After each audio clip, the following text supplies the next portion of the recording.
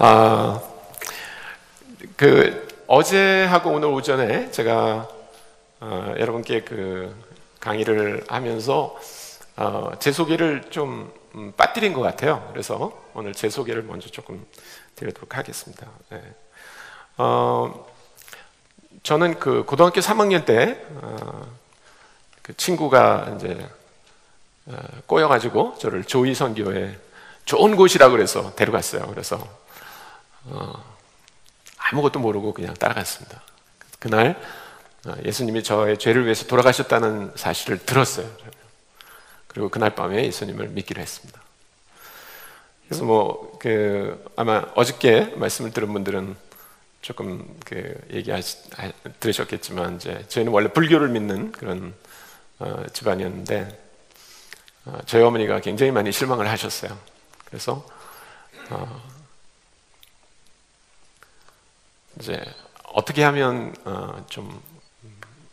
아버님은 그렇게까지 반대하시진 않았는데, 우리 어머니가 이제 극락정사의 보살이다 보니까 굉장히 실망을 하셔가지고, 그래서 이제 부모님의 마음을 좀 이렇게 안 아파드리게 하려고 이렇게 애를 많이 썼습니다. 그래도 예수 믿는 것 때문에 너무 실망하셨고, 근데 부모님들이 이해하지 못하는 것 중에 하나가 뭐였냐면, 너는 왜 교회를 다녀도 그렇게 다니냐?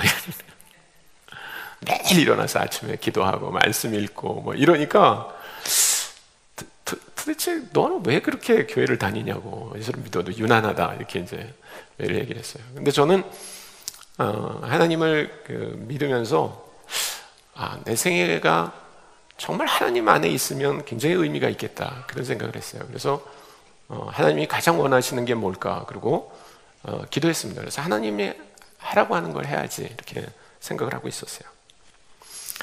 근데 대학 갈 때 그래서 저는 혹시 하나님이 저를 신학교로 인도하시는 건 아닌가, 그런 생각을 하고 있었습니다. 그러나 그런 계시가 아무것도 없었어요. 그래서 이제 그냥 제 성적에 따라서 저는 고대 경영학과를 갔습니다. 근데 1학년 다녔는데요, 경영학과 과목이 너무 재미가 없었어요. 그래서 제가 과를 바꾸려고 했습니다. 하나님께 기도를 했는데 하나님이 저한테 계속 그렇게 말씀하시는 것 같았어요. 장남아, 내가 너를 인도하고 있다. 물론 하나님이 이렇게 하얀 옷을 입고 나타나가지고 이렇게 말씀하신 건 아니고, 제 마음속에 계속해서 하나님이 내가 너를 인도하고 있는데 왜 그런 질문을 하냐, 이렇게 말씀하시는 것 같았어요. 그래서 그걸 저는 이렇게 생각했습니다. 내가 별로 좋아하지 않는 과목이지만 하나님이 나중에 쓰실 수 있겠다, 이런 생각을 해서 대학교 2학년 때부터는 이제 학과 공부를 아주 열심히 했습니다. 그런데 대학교 2학년 다닐 때 제가 다니던 조이 선교회 목요일마다 기도회가 있었는데, 저녁에 그 기도회에 아주 엽기적인 선교사님 한 분이 오셨어요. 왜냐면 나는 그런 선교사님 처음 봤어요. 우리 조이에는 미국 선교사님들이 자주 와서 메시지를 전했습니다. 왜냐면 저희는 모임이 2개가 있었는데, 하나는 주일 오후에 모이는 모임이고 또 하나는 목요일날 밤에 모이는 모임이에요. 근데 주일날 오후에 모이는 모임은 영어로 모였습니다. 영어로, 대학생들이. 그래서 영어를 배우기 좋아하는 대학생들이 많이 왔어요. 저는 그런 목표로 간 건 아니었어요. 그러나 저는 이제 조이의 레귤러 멤버가 됐기 때문에 이제 영어 모임에 가서 할 수 없이 영어를 좀 공부하게 됐습니다. 근데 미국 선교사님들은 굉장히 여유 있게 사시는 것 같았어요, 솔직히. 근데 그날 목요일날 저녁에 온 한국 선교사님은요, 진짜 달랐어요. 근데 그분이 어디서 사역을 했냐면, 그분의 이름이 김성준 선교사님이라는 분인데요, 아마 대부분 모르실 거예요. 근데 그분이 제가 대학교 2학년 때니까 75년도거든요. 근데 1975년도에 이분이 이미 브라질에 있는 아마존 상류에 가서 아주 원시인들 같은 사람, 원주민들을 대상으로 사역을 하고 있었어요. 한국 교회들이 그런 분이 있는지도 몰랐어요. 근데 이분이 슬라이드를 몇 개 가져와가지고 자기가 사역하는 지역의 얘기를 한 거예요. 그 동네에는 다 벗고 살더라고요, 사람들. 다 벗고 다니고 옷 입고 있는 분은 딱 선교사님 한 분. 근데 슬라이드 몇 개 중에서 제가 깜짝 놀란 게 뭐냐면, 그 동네에서 어떤 부인이 아기를 낳았다는 거예요, 아기를. 근데 아기를 낳았는데 그 태를 어떻게 끊냐면 손톱으로 이렇게 그 연장이 없으니까 손톱으로 태를 이렇게 딱 끊더라고요. 그래가지고 그 아기를 낳자마자 이렇게 지푸라기하고 이파리만 이렇게 놓고 거기다 이렇게 놔요. 아기를, 신생아를. 그러니까 동네 사람이 다 나와가지고 아기를 만지는 거예요. 아기 낳았다고. 야, 2년 전에 우리 며느리가 아기를 낳았다고 그래가지고 우리가 보러 갔어요. 저희 집 사람 보러 갔어요. 근데 요즘은 병원에서는 못 보고 그 조리원에 가서 머무를 동안에만 보게 됐어요. 그래서 우리가 조리원으로 간 거예요. 근데 조리원에 갔는데 이게 이제 여기 문이 있길래 이렇게 들어가려고 하니까 글로 들어가면 안 된다고. 저 옆문으로 들어가라고. 그래서 또 이제 우리 집사람하고 이렇게 그 문을 딱 들고 들어갔는데요. 갑자기 문 안에 들어가자마자 막 팍 하고 그 에어 소독하는 거 있죠. 그래가지고 그냥 깜짝 놀랐어요. 그래가지고 이렇게 하고 이제 그리고 이제 그걸로 끝난 줄 알았어요. 그때 그 옆에 이렇게 세면대가 있고 거기다 씻으라고 그러더라고요. 근데 그 손도 또 뭐 그냥 이렇게 씻으면 안 된대요. 이거 요렇게 이렇게 씻고는 이제 그러고 이제 갔어요. 갔더니 또 아기를 만질 수 있는 것도 아니더라고요. 저는 아기를 이렇게 안아보나 그랬더니 이렇게 유리로 딱 이렇게 쳐주는 데가 있더라고요. 그래서 거기 갔더니 그 일하는 아줌마가 아기를 포대기에 싸가지고 이렇게 보여주더라고요. 아기를. 그래서 우리 둘이 그러고 왔어요. 그러고요. 근데 그 동네는요 그냥 에브리바디 나와가지고 다 애기를 그래서 제가 그때부터 결심한 게 하나 있습니다. 나는 절대 결혼을 하지 말아야지. 결혼을 안 하기로 했어요. 왜냐면 우리 집 사람도 가서 애기를 탯줄을 딱 손으로 이렇게 끊고 에브리바디 나와가지고 막 만지고 그리고 걔가 크면 이다음에 뭐 하겠어요. 야자 따라 올라갔다 내려갔다 이렇게 하고 그래서 이건 아닌 것 같다. 그래서 제 머릿속에 선교사가 되겠다는 생각을 한 것과 동시에 결혼을 안 하기로 했어요. 그리고 저는 이제 대학을 마치고 나서 하나님 제가 뭐를 할까요? 그리고 기도했어요. 근데 하나님이 저한테요 이상하게 제 마음속에 저는 그렇게 공부를 좋아하는 사람은 아닙니다. 느끼셔서 알겠지만 제가 이렇게 공부하는 사람은 아니잖아요. 근데 하나님이 대학원에 가라고 그러시는 것 같아요. 여러분 그 당시는요 취업이 잘 돼가지고 대학원에 잘 안 갔습니다. 대학원을 가더라도 무슨 좋은 직장에 다니면서 야간을 다니면 다녔지 주간을 그렇게 다니는 사람은 별로 없었어요. 근데 저는 그냥 주간 대학을 가자. 그래서 이제 대학원을 그냥 갔어요. 근데 대학원을 가서 1학년 때 우리 담임 목사님이 제가 출석하던 교회, 제가 아까 우리 상도동 사던 분은 그 남현교회를 알던데, 그러니까 그 남현교회 이정규 목사님이라는 분이 인도네시아를 다녀오셨어요. 한 일주일 다녀오셨어요. 그러더니 저녁 예배 때 인도네시아 얘기를 막 해주시는 거예요. 그날 밤에 제가 안 게 두 가지였습니다. 하나는 뭐냐면 인도네시아는 모든 사람이 자기 종교를 주민등록증에 적어가지고 다닌다는 거예요. 진짜 그렇더라고요. 가보니까. 그런데 문제는 뭐냐면 대부분이 무슬림이라는 거예요. 대부분이. 그러니까 무슬림들은 아기가 태어나면 주민등록증에다 뭐라고 적어요? 무슬림이라고 적는다는 거예요. 그러니까 아기가 no choice예요. 아기는. 그러면서 그날 밤에 혹시 우리 중에 누가 인도네시아에 선교사로 가야 되지 않겠냐. 그래서 그날 밤에 저는 하나님 제가 인도네시아 선교사가 되겠습니다. 그렇게 기도했어요. 그냥 아주 담담한 기도였습니다. 무슨 불이 확 들어오고 그런 것도 아니고.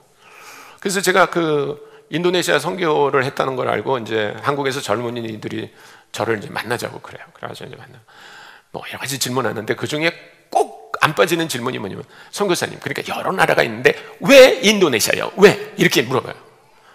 그러면 대답할 게 별로 없잖아요. 꿈을 꿨는데 막 인도네시아 지도가 이렇게 탁 나타나고 불이 왼쪽부터 쫙 타는 걸 보고 내가 인도네시아를 가기로 했다. 이러면 얼마나 좋겠어요. 아니면 이렇게 야자나무가 있고 거기 뻘거벗은 사람들이 막 와주세요 막 그래가지고 거기가 인도네시아가 그래서 내가 가기로 했다. 그런 게 좀 있어야 되는데 저는 그런 게 없어요. 근데 한 번도 제 뜻이 변한 적이 없어요. 그 이후로 제가 대학원을 마칠 때쯤 어떤 일이 또 벌어졌냐면 제가 이제 대학원에서 회계학을 전공했는데 저는 사실 대학원에 갈 때 나는 회계학을 공부해서 교수가 돼야지 그런 생각을 하지 않았어요. 그런데 전국적으로 회계학과가 많이 생겼어요. 그래서 회계학을 가르칠 사람이 없는 거예요. 그래서 막 이 대학 저 대학에서 혹시 그 강의하러 올 수 있냐 막 뭐 그런 얘기를 하는 거예요. 근데 저는 일반 직장 다니는 것보다 강사가 되면 좋겠더라고요. 왜냐면 시간이 좀 여유가 있으니까. 그러면 뭐 선교사로 준비하는데도 도움이 되겠지. 그리고 이제 강사를 하기로 한 겁니다. 근데 그 사이에 어떤 일이 있었냐면 제가 노래하는 걸 좋아해요. 그래서 이제 우리 고등학교 때부터 아주 노래 잘하는 친구가 4명이 그 사중창, 남성 사중창을 해가지고 이제 뭐 가끔씩 만나서 노래를 했는데 그 중에 한 친구 누나가 결혼을 한대요. 2달 뒤에 결혼한다. 그래서 우리가 그러면 특가를 해주자. 그래가지고 이제 다 모여서 이제 특송 연습을 했어요. 근데 그 중에 제 1테너 하는 친구가 약혼을 해가지고 약혼녀를 데리고 왔어요. 그 자리에. 근데 이제 그 약혼녀가 앉아가지고 우리가 대화하는 거, 뭐 노래 연습하는 거 이런 걸 다 본 거예요. 그리고 이제 돌아갔는데 저는 몰랐는데 이 약혼녀가 내 친구한테 제가 너무 마음에 든다고 얘기했대요. 아니 그러니까 이상하게 생각하지 마시고 이게 무슨 무슨 이상한 드라마처럼 그렇게 막장 드라마 같이 그래서 손성교사가 그러니까 그 약혼녀하고 결혼했다 이렇게 된 게 아니고 여러분 결혼하셨어도 왜 어떤 남자 보면 저 남자 참 괜찮다 그런 생각 하실 수 있어요 없어요? 할 수 있잖아요. 그게 죄는 아니잖아요. 근데 이 약혼녀가 자기하고 아주 친한 친구가 있었대요. 근데 이 친구하고 이제 중학교 동창, 고등학교 동창인데 이제 이 친구가 대학을 나오자마자 이제 간호사로 이제 그 일을 하고 있었는데 남자친구가 없으니까 이 사람하고 이 사람을 소개해줘야 되겠다. 그렇게 생각한 거예요. 내가 선교사가 되겠다는 꿈도 모르고 내가 결혼 안 하겠다고 하는 것도 모르고 그래가지고 이제 그 친구 누나 결혼식이 있었는데 거기에 우리가 특송을 하러 갔는데 요 약혼녀가 또 따라온 거예요. 그날. 그래가지고 자기 친구도 데려온 거예요. 그래서 결혼식이 끝나자마자 저하고 그 약혼녀의 친구를 다방에다 밀어넣었어요. 그리고 둘이 얘기해보라고. 근데 저는요, 한 번도 자매들하고 같이 차를 마시거나 같이 음식을 먹어본 적이 없어요. 혹시라도 오해할까봐 사람들이. 그래서 하여튼 그 조이에 꽤 괜찮은 자매들이 많이 있었어요. 그리고 저도 지금이야 이렇지만 그때는 좀 괜찮았어요. 예. 그래서 자매들이 좀 관심이 있는 것 같기도 하고 그러지만 제가 절대로 그런 여지를 주지 않았어요. 예. 그런데 이제 갑자기 어떤 여자하고 이렇게 자리에 앉게 됐잖아요. 커피를 마시면서. 제가 그 여자한테 할 수 있는 유일한 얘기는 뭐였냐면 저는 결혼 안 할 건데요. 이렇게 말해야 되는데 그게 얼마나 잔인하게 들리겠어요. 그 여자는 소개팅 한다고 그래가지고 뭐 머리도 뭐 이렇게 하고 오고 뭐 이렇게 옷도 이렇게 야리꾸리하게 딱 입고 왔던데 거기다 제가 저는 결혼 안 할 건데요. 그럼 그 여자 뭐가 되겠어요? 그래도 저는 결혼 안 할 거니까 얘기를 하긴 해야 되잖아요. 그래서 글쎄요, 저를 어떻게 알고 오셨는지 모르겠는데 저는 인도네시아 선교사가 될 건데요. 이렇게 말했어요. 그러면 이제 저는 그래요. 네, 훌륭한 선교사가 되실 것 같네요. 그리고 이제 그냥 가방 들고 갈 줄 알았는데 이 여자가 눈이 동그래지더니 저한테 그러더라고요. 그러세요? 나는 중국 선교사가 될 건데요. 그러더라고요. 깜짝 놀랐어요. 내 친구는, 소개한 친구는 내가 인도네시아 선교사가 될 것도 몰랐고 이 여자가 중국 선교사가 되기 위해서 기도한다는 것도 몰랐대요. 근데 우리들이 만나서 그냥 확인한 거예요. 선교사가.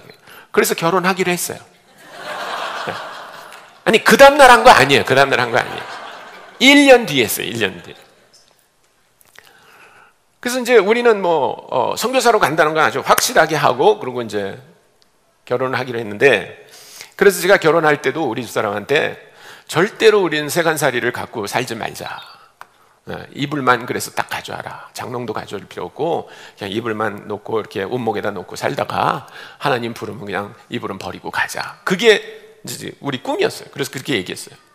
근데 우리 장인어른은 일찍 돌아가셨고 우리 장모님밖에 안 계셨는데 우리 집사람이 가서 얘기를 했나 봐요. 장모님한테. 손소방이 그러는데 결혼하고 세간 아무것도 필요 없고 이불만 가져오라고 그랬다고. 근데 혼자 사시니까 약간 자격지심이 있으신지 막 우셨대요. 밤새 우셨대요. 그 얘기를 들으니까 제가 마음이 별로 안 좋잖아요. 그래서 우리 집사람한테 그러면 그 장롱을 가져오라고. 그래서 우리 집사람이 이제 장롱에다 이불을 넣어가지고 이렇게 가져왔어요. 근데 결혼을 하니까 이제 아기가 생기잖아요. 아기가 생기니까 이제 세간살이가 늘기 시작하는데요. 세탁기도 사야 되고 뭐 애기 장롱도 사야 되고 유모차도 사야 되고 그냥 계속 살림이 느는 거예요. 이제 그동안에 저는 이제 강사를 두 군데서 하다가 이제 국립생물대학이라고 하는 곳이 생기면서 그 대학에서 이제 그 전임 강사가 되고 이제 조교수가 됐습니다. 그래서 처음에 13평에 살았는데 뭐 도저히 애가 둘이 되고 살림살이가 많아지니까 안 되겠다 그래서 25평으로 이사 가고, 또 25평에서도 또 모자란다고 그래가지고 또 이제 34평으로 이사 가고. 그러니까 살림은 점점 많아지는 거예요. 예. 근데 제 마음은 점점 무거워지는 거예요. 하나님은 나를 분명히 인도네시아로 부르셨는데 내가 이렇게 사는 게 옳은가? 예. 그런 마음도 들고, 또 한편으로는 살짝 어떤 마음이 드냐면 혹시 하나님이 나를 안 부른 거 아니야? 이런 생각이 딱 들어요. 그러면 모든 게 해결되잖아요. 그러면요. 그래서 해마다 그런 고민을 하다가 87년이 됐을 때 제가 교수가 된 지 8년째 되는 해였어요. 근데 그 해에도 이제 마음이 무거운 거예요. 그래서 그 해에 제가 하나님께 이렇게 기도했습니다. 하나님 정말 저를 인도네시아 선교사로 부르신 거예요. 만약에 그렇다면 저한테 사인을 올해 안에 하나 꼭 주세요. 내가 너를 인도네시아 선교사로 부른다. 그런 사인을 주십시오. 만약에 그런 사인이 없으면 저는 그냥 인도네시아 선교사가 되겠다고 한 거는 그저 젊을 때 뭐 별의별 꿈 다 꾸잖아요. 그런 꿈 중에 하나였다 그러고 접고 그냥 한국에서 지내겠습니다. 이렇게 하나님께 기도를 했어요. 근데 여러분, 그런 기도하는 거 굉장히 위험한 건지 아시죠? 하나님이 기도를 응답하시잖아요. 그래서 11월 달까지 아무 일이 없었어요. 아무 사인이 없었어요. 그런데 12월 첫째 주에 우리 집에 이제 어떤 분이 오셨는데 그분이 이제 자고 가게 됐어요. 우리 집에서. 그런데 이분하고 이제 저녁 늦게까지 그러니까 뭐 차 마시면서 이렇게 얘기를 하다가 제가 이분한테 그런 얘기를 한 거예요. 저는 사실 인도네시아 선교사가 되겠다고 한 10년 전에 그렇게 서원을 했다. 그런데 하나님이 지금도 나를 부르고 계신지, 그러면 내가 불순종하는 거고, 아니면 그냥 철없을 때 한때 꿈꿨던 꿈인데 그걸 아직도 내가 붙들고 괜히 갈등하는 건지 그걸 알고 싶어서 하나님께 사인을 하나 달라고 기도하고 있다. 올해 말까지 내가 기도하고 사인이 없으면 난 이제 잊어버릴 거다. 이렇게 얘기를 했어요. 그랬더니 이분이 내가 인도네시아 선교사님 한 분 아는 사람이 있는데 여기 주소를 요 알려줄 테니까 요로 한번 편지를 해보라는 거예요. 그래서 제가 그 알려준 주소대로 편지를 했어요. 한국 선교사님인데, 그래서 제가 그 편지에다 뭐라 그랬냐면, 선교사님, 어떤 분을 통해서 선교사님 알게 됐습니다. 저는 세무대학이라고 하는 곳에서 회계학을 가르치는 사람인데 혹시 저 같은 사람이 인도네시아에 필요할까요? 그리고 그 편지를 보냈어요. 그때는 이메일이 없었어요. 그래서 한국에서 편지 보내면 인도네시아까지 일주일 걸립니다. 일주일. 근데 정확히 딱 보름 만에 답장이 왔어요. 그러니까 그 선교사님이 편지를 받자마자 저한테 답장을 했다는 얘기죠. 네. 근데 그 편지에 뭐라고 썼냐면 이분이 이렇게 썼어요. 인도네시아 정부는 선교사 비자를 주지 않습니다. 그거 처음 알게 된 거예요. 두 번째, 여기 있는 모든 선교사는 전부 교수 비자를 갖고 있습니다. 그거 저 처음 알았어요. 근데 그분은 목사님이에요. 목사님. 신학 공부한 목사님이고 학부 때 경작을 공부했는데 내가 여기 와서 비자를 받을 수가 없으니까 우리 대표가 너 옛날에 뭐 공부했냐? 그래서 경작 공부했습니다. 그러니까 그럼 대학에서 경작 가르쳐라. 그래가지고 자기 경작 가르치고 있대요. 그러면서 나는 가짜 교수인데 당신은 진짜 아니냐고. 여기 딱이라고. 빨리 오라고. 할렐루야. 너무 감사했어요. 저는 한 번도 제가 한국에서 하던 일을 거기 가서 할 거라는 생각도 못 했고요. 제가 그 말을 딱 듣자마자 머릿속에 떠오른 단어가 있었어요. 빼박. 네. 하나님이 아주 빼도 박도 못하게 하시려고 저를 그 많은 직업 중에서 왜 하필이면 교수가 되게 하셨는가. 네. 하나님이 나를 인도네시아에 보내시기로 아주 하셨구나. 그래서 너무 감사했어요. 네. 그래서 즉시 답장을 했습니다. 제가 가겠습니다. 이렇게요. 네. 그리고 그분이 OMF 선교사였기 때문에 저도 OMF라는 단체에 가서 그렇게 얘기를 했어요. 그랬더니 그분들도 얼마나 좋아하는지 몰라요. 아, 당신 저 인도네시아로 가면 좋겠다고. 그래서 이제 저는 OMF 선교사가 돼서 가게 됐습니다. 그래서 많은 사람들이 생각하기를 손승교사님 어떻게 교수하다가 선교사가 됐어요? 근데 그게 아니고 저는 원래 선교사가 되고 싶었어요. 그런데 하나님이 저를 선교지로 보내기 위해서 준비시켰다. 저는 그렇게 생각합니다. 제가 그 인도네시아에 간 곳은, 혹시 인도네시아 지도를 혹시 그 컨트롤러가 있나요? 네.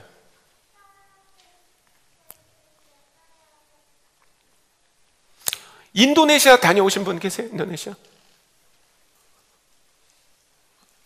안 계세요? 네네, 인도네시아. 네. 혹시 컨트롤러가 없나요? 그러면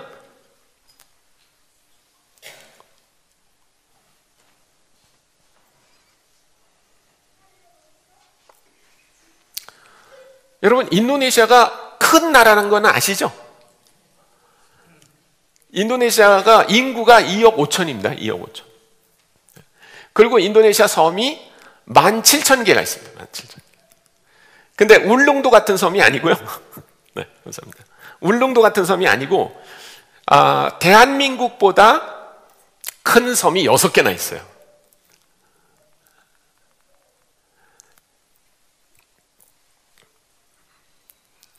요게 자바섬입니다. 여기 자바섬. 이게 우리나라 한반도보다 큰 섬이에요. 그러니까 다른 섬들은 뭐 굉장히 크다는 걸 아실 수 있죠. 여기 서쪽 끝에서 동쪽 끝까지 비행기로 비행을 하면 non-stop 비행할 때 7시간이 걸립니다. 그러니까 미국만큼 큰 나라입니다. 이게 넓이로 얘기하면요. 네. 그러니까 뭐 어마어마한 나라라는 거 여러분이 아실 수 있죠. 근데 그 중에 제가 있던 지역을 자바섬입니다. 이 자바섬을 좀 확대해 보면 이렇게 생겼는데요. 아마 여러분들이 그 수도인 자카르타는 들어보셨죠? 자카르타. 예, 자카르타는 이렇게 자바섬의 서북 쪽에 있고요. 제가 있던 곳은 여기 욕야카르타라고 하는 곳입니다. 욕야카르타. 네, 원래 발음이 이제 욕야카르타인데 그 네덜란드 사람들이 인도네시아를 지배했어요. 그래서 그 지배하고 있는 동안에 네덜란드식 스펠링을 가르쳐 준 것 같아요. 그래서 그 독일도 그렇고 네덜란드도 그렇고 J라고 쓰고 Y로 읽습니다. Y. 그래서 여러분 J-U-N-G, 융이란 사람이 있죠? 융. 그러면 이 사람들은 중이라고 안 읽고 융 이렇게 읽어요. 그러니까 욕야카르타를 J-O-G-J-A-K-A-R-T-A 이렇게 써요. 그리고 이 사람들은 욕야카르타라고 읽습니다. 그런데 외국 사람들은 이제 그런 스펠링을 모르니까 그냥 J-O-G-J-A라고 돼 있으면 그냥 족자 혹은 족자카르타 이렇게 읽는데요.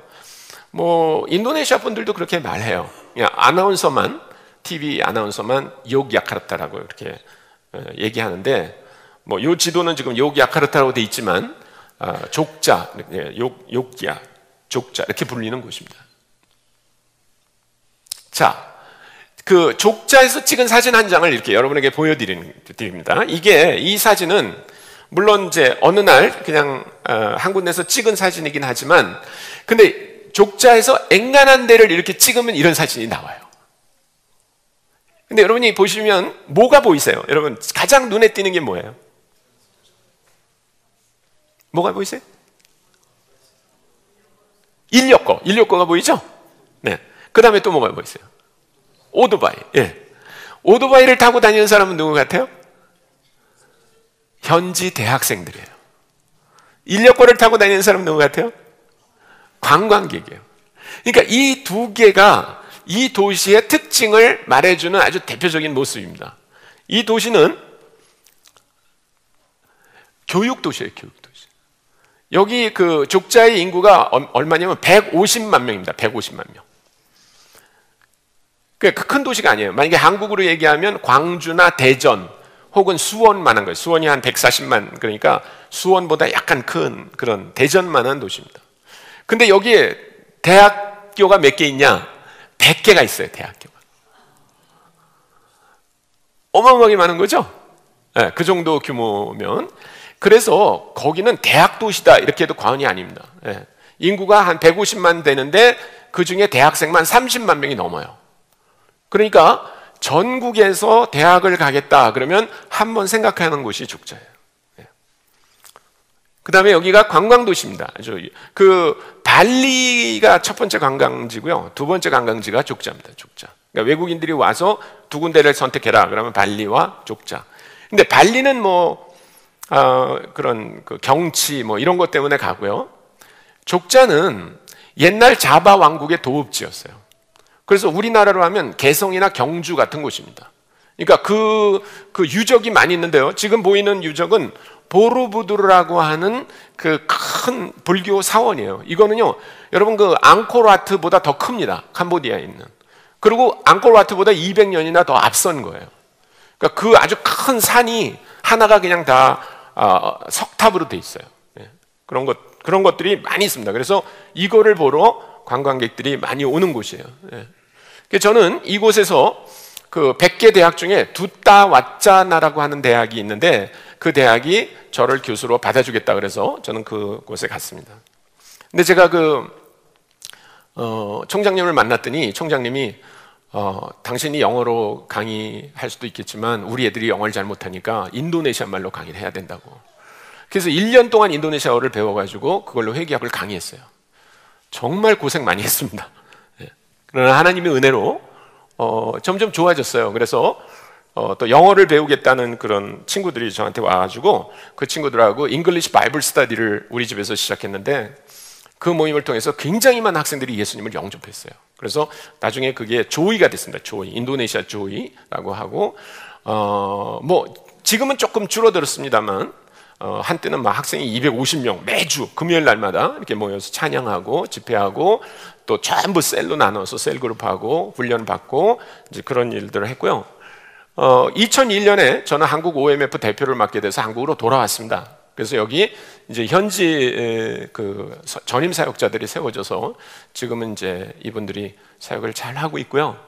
20주년 행사할 때 저를 특별히 초청했어요. 설교해달라고 그래서 갔는데 우리 인도네시아 학생들이 아주 끼가 많아요. 이렇게 굉장히 예술적입니다. 그래서 학생들이 방송국, 라디오 방송국 강당을 빌려가지고 이렇게 자기네들이 막 드라마도 준비하고 힙합으로 워십 댄스도 하고 그런 아주 찬양하는 거를 봤습니다. 제 소개는 이 정도 하고요. 혹시 내일 우리가 Q&A 시간이 있으니까 여러분들이 Q&A 시간에 더 필요하다 그러면 저한테 질문해 주시면 좋겠고요. 그래서 저는 한국 OMF 대표를 맡게 돼서 2001년에 돌아와서 2008년까지 대표를 하고요. 지금 이제 동원 사역을 하고 있습니다. 동원 사역에 대해서는 제가 오늘 강의 끝날 때 조금 더 소개를 좀 드리겠습니다. 자, 오늘날 우리가 선교 지역을 좀 보면 정말 하나님의 은혜로 굉장히 많은 지역에서 기독교가 성장하고 있어요. 여러분 오늘날 전 세계 기독교인의 비율을 몇 %로 생각하는지 아세요? 한 30% 혹은 40%까지 봐요. 그러니까 나미널 크리스천을 다 포함해서요. 그러면 실천적 그리스도인은 몇 명이냐? 실천적 그리스도인. 그러니까 적어도 주일날 교회를 가고 이런 분들. 네, 진짜 기독교인으로서의 의미를 갖고 사는 사람은 몇 %냐? 15% 정도로 봅니다. 네. 그러니까 이거는 굉장한 겁니다. 여러분 이 지도상에 여기 10도와 이렇게 40도 북입니다. 북이 10도와 북이 40도를 이렇게 했는데 여기 창처럼 보이잖아요. 여기 이렇게 그렇죠? 윈도우 같이 보여서 이런 걸 뭐라 그러냐면 우리말로는 10, 40 창. 근데 여러분들은 영어가 더 편하시다고 그랬죠? 네, 그래서 영어로는 1040 window라고 합니다. 1040 window. 한번 해볼까요? 1040 window. 제가 1040 window 그래도 여러분들은 1040 window 이렇게 말씀하시네요. 네. 네, 죄송합니다. 제가 미국식 영어를 배울 기회가 없어가지고요. 그래서 저는 비행기에서 스튜어디스한테 워러 그러는 게 너무 힘들어요. 워러 이게 안 돼요. 그래서 워터 이렇게 말해요. 그래서 하여튼 1040 윈도우에 있는 나라들인데 이 1040 윈도우에 있는 나라들을 특징을 한번 좀 볼 필요가 있어요. 자, 한번 보세요. 이 나라는 어떤 특징이냐면 전 세계에서 기독교인의 비율이 가장 낮은 곳이 1040 윈도우입니다. 그러니까 만약에 우리가 복음을 전해야 된다 그러면 어디로 가야 돼요? 1040 윈도우로 가야 돼요. 여기 40 넘어서 우리 above 40 여기는 어떤 나라들이냐? 옛날에 기독교가 왕성한 나라들이에요. 네. 그 다음에 이 below 10 여기는 어떤 나라들이냐? 여기는 기독교가 굉장히 왕성한 나라예요. 지금 현재. 여러분 혹시 우간다라는 나라 들어봤어요? 우간다? 우간다 가보셨어요? 안 가보셨죠? 우간다 들어봤죠? 소가 간다 그래서 우간다 이랬다는 말이 있는데 죄송합니다. 우리 애들한테는 절대 이런 얘기 내가 한다는 거 얘기하지 말아주세요. 죽인다 그래요. 근데 그 우간다라는 나라에는 기독교인의 비율이 몇 퍼센트인지 아세요? 몇 프로? 네, 지금 몇 퍼센트? 82%예요. 우간다의 기독교인의 비율은 82%입니다. 여기를 사하라라고 그래요. 사하라 이남. 네. 근데 사하라 이남에 있는 기독교인의 비율은 70%입니다. 70%. 평균 70%예요. 그러니까 만약에 선교사님들이 여기 들어갈 수 있어요. 선교사님들이 여기 갈 수 있어요. 왜냐면 양쪽 다 비교적 기독교에 대해서 우호적이니까. 그런데 정작 선교사가 가야 될 이 지역은 기독교의 비율이 굉장히 낮을 뿐만 아니라 선교사들의 진입이 어려운 곳이라는 거예요. 자, 이쪽 서쪽부터 한번 보세요. 여기 어떤 나라가 보이세요?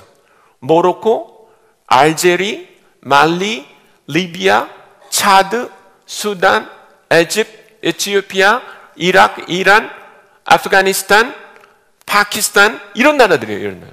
여러분 이런 나라들의 특징이 뭡니까? 네, 이슬람 국가예요. 이슬람. 여러분 이슬람 스테이트하고 이슬람 국가라고 하는 거하고 무슬림이 많은 나라는 다릅니다. 이슬람 스테이트는 뭐냐면 헌법에 우리는 이슬람 스테이트다 이렇게 말하는 나라예요. 거기는 국교가 이슬람이에요. 국교가. 그러니까 그 얘기는 뭐냐면 다른 종교가 발붙이는 것은 아예 법으로 문제가 되는 거예요. 근데 무슬림이 많은 지역은 어떤 나라냐면 종교의 자유가 있는 나라예요. 그런데 무슬림이 많아요. 예를 들면 인도네시아는 종교가 자유가 있는 나라예요. 종교 자유가 있는 이슬람 스테이트가 아닙니다. 인도네시아는. 네, 많은 분들이 오해하는데 이슬람 스테이트가 아니에요. 인도네시아는요. 그런데 인도네시아는 전 국민의 80%가 무슬림이에요. 그래서 그거는 뭐라고 말하면 인구의 머저리티가 무슬림인 나라 이렇게 말합니다.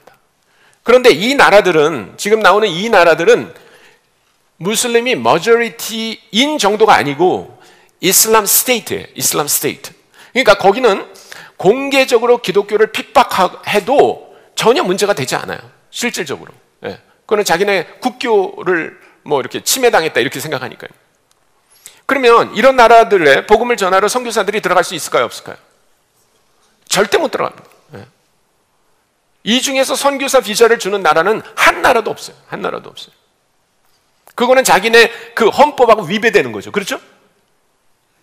자기네 나라 자체 정체성이 이슬람인데 선교사가 들어온다는 말은 뭐예요? 이슬람을 개종시키겠다고 들어오는 거잖아요. 그러니까 그거는 법적으로 우선 위배돼요. 그래서 공식적으로 절대로 기독교 선교사가 들어갈 수가 없습니다. 자, 이 중앙에 보이는 나라, 이 나라는 어딘가요? 인디아. 인디아 대부분 뭘 믿어요? 힌두를 믿어요. 예. 근데 여러분, 인도의 80%가 힌두교입니다. 80%가. 자, 그러면 인도는 선교사 비자를 내줄까요? 안 내줄까요? 안 내줍니다. 옛날에 영국의 지배를 받을 땐 내줬어요. 인도는 더 이상 영국의 지배를 받는 나라가 아닙니다. 그래서 1980년부터 인도에서는요, 선교사 비자라는 게 없어졌어요. 여러분들이 생각하기를, 내가 인도에 있는 선교사님이 많은데요? 물어보세요. 그분이 미셔너리 비자를 갖고 있는지. 제가 아는 한은 한 명도 없어요. 그래서 인도에서 최근에 선교사님들을 쫓아내는데 선교사기 때문에 쫓아내는 게 아닙니다. 그분들이 그동안에 다른 비자를 갖고 있었던 거예요. 선교를 하면서 뭐 비즈니스 비자를 갖고 있다든지 학생 비자를 갖고 있다든지 그런 비자를 갖고 있었는데 드디어 정부가 칼을 든 거예요. 너희가 왜 다른 비자를 갖고 와서 선교를 하냐? 그러고 내보내는 거예요. 네. 자, 이 큰 나라 한번 보세요. 이 큰 나라. 어느 나라요? 차이나. 차이나는 공산국가입니다. 공산국가도 법적으로 종교를 인정하지 않는 나라예요. 그렇죠? 자, 선교사가 들어갈 수 있을까요? 없을까요? 없어요. 네. 거기도 우리가 아는 한 몇천 명의 한국 선교사님이 계시잖아요. 그분들 한번 물어보세요. 그 중에 선교사 비자를 갖고 있는 분이 있나? 아니에요. 전부 다 직업 비자를 갖고 계세요. 네. 근데 문제는 뭐냐면 선교사님들이 이런 지역에 들어가긴 들어가시는데 직업 비자를 갖고 들어가시는데 그 직업이 제대로 된 직업이 아닌 경우가 대부분이라는 거예요.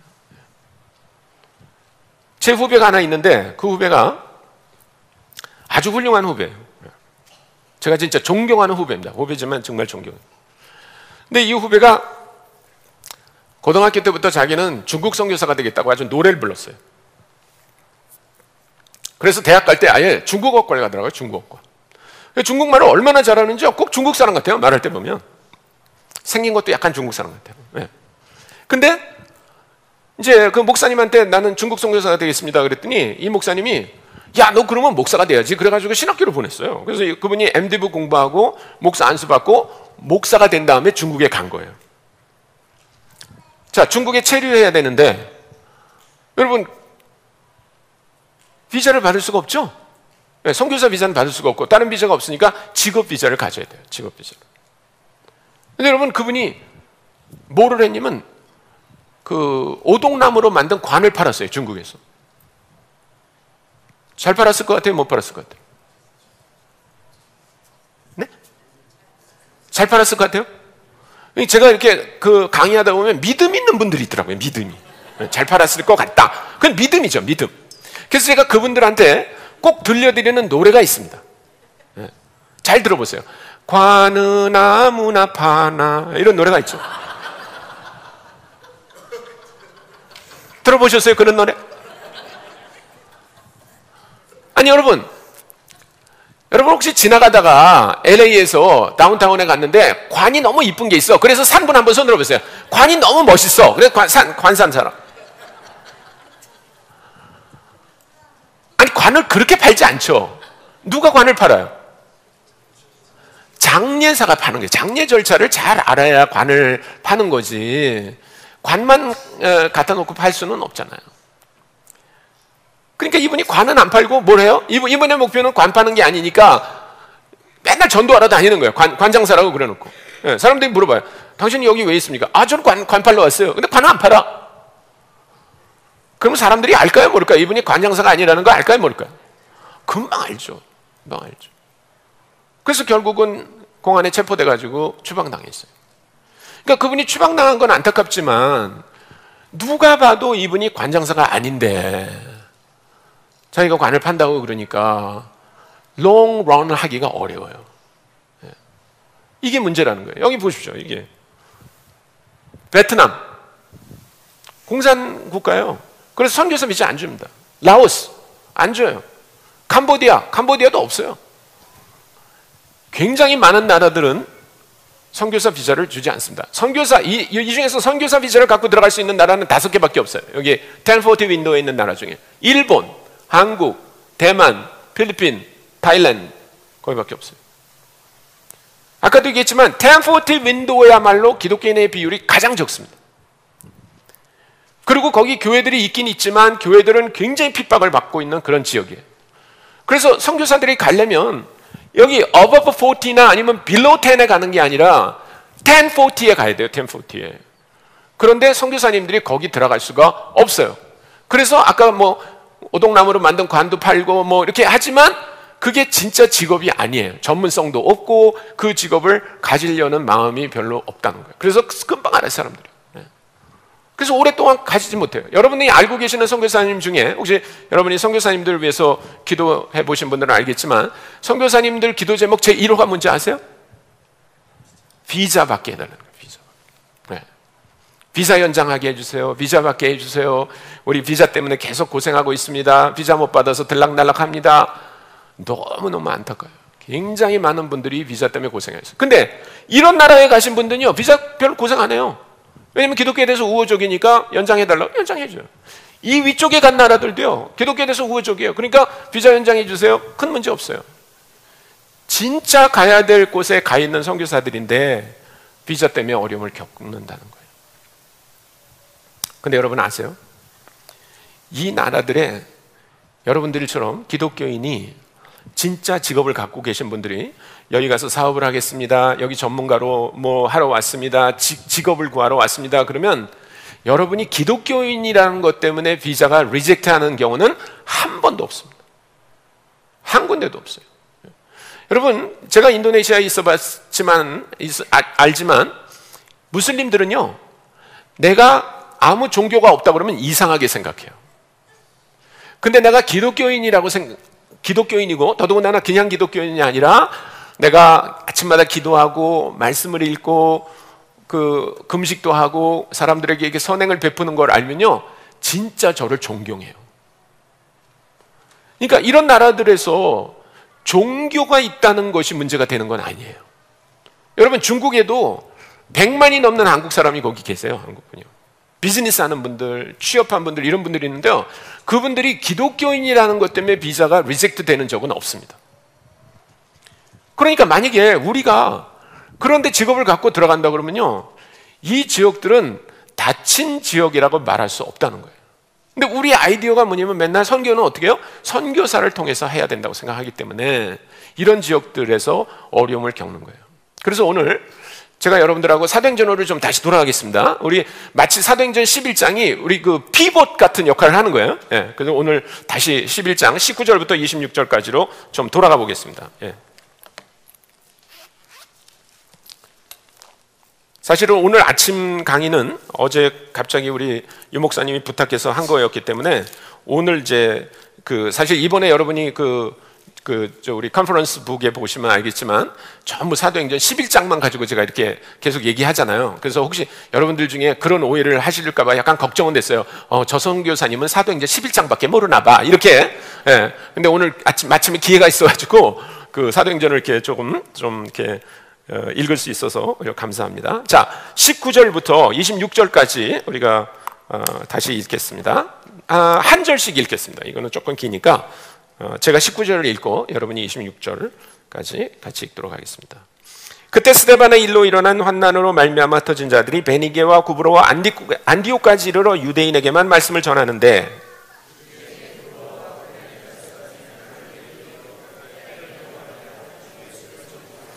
주의 손이 그들과 함께 하심에 수많은 사람들이 믿고 주께 돌아오더라.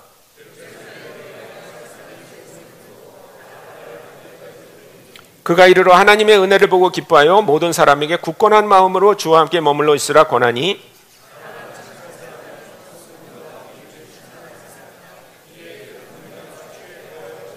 바나바가 사울을 찾으러 다소에 가서 만남에 안디옥에 데리고 와서 둘이 교회에 1년간 모여 있어 큰 무리를 가르쳤고 제자들이 안디옥에서 비로소 그리스도인이라 일컬음을 받게 되었더라. 예. 아마 19절부터 21절 말씀은 어제 저녁 말씀을 들은 분들은 잘 아실 거예요. 흩어진 사람들이 예루살렘에서부터 핍박을 피해서 도망갔어요. 근데 이 사람들이 그냥 도망간 게 아니죠. 복음을 전하면서 다녔다는 거예요. 근데 복음을 처음에는 누구에게 전했다고요? 유대인들에게 전했어요. 그러다가 20절에 보면 안디옥에서 처음으로 누구에게?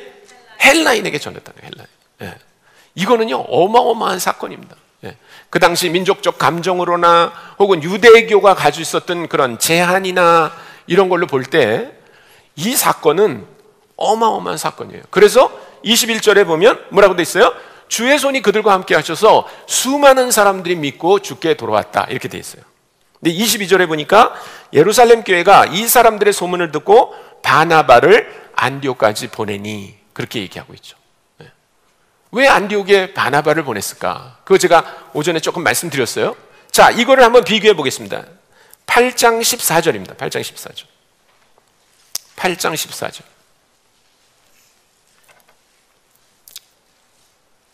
같이 한번 읽어볼까요? 시작.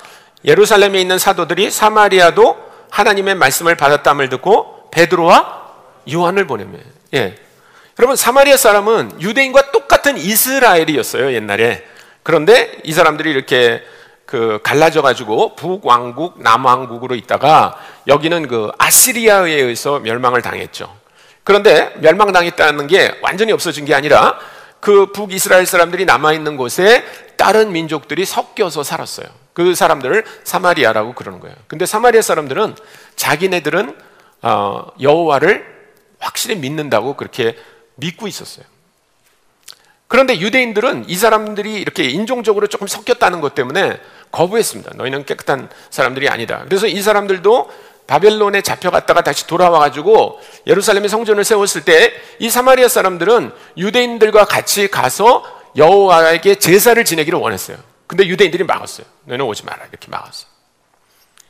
그래서 사마리아 사람들은 자기네 동네에다가 제단을 만들어가지고 거기서 여호와를 섬기고 있었어요. 이 사람들은 거의 같은 사람들입니다. 네. 여러분, 예수님이 요한복음 4장에 보면 사마리아를 지나가다가 수가성에서 이렇게 목이 말라가지고 물을 기다리려고 이렇게 앉아 계셨던 거 기억나시죠? 네. 그때 어떤 이제 사마리아 여자가 오잖아요. 그래서 사마리아 여자와 이렇게 대화가 됐어요. 네. 한참 얘기를 하는데, 여러분, 제가 오늘 요한복음 4장을 여러분들과 다 읽지는 않겠습니다. 근데 그 여자가 어떤 여자였어요? 한마디로 이야기하면 물 길러 온 여자가 어떤 여자예요? 예? 남편 복이 없어요? 모르죠. 그거는 제가 볼 때는 꽤 능력 있는 여자 같아요. 예? 그렇죠? 남편이 마음에 안 들면 야 나가 이렇게 5명을 내쫓고 지금 있는 남자와 그냥 아직 혼인 신고 안 하고 사는지도 몰라요. 제가 볼 때는 굉장히 능력 있는 여자 같아요, 사실은.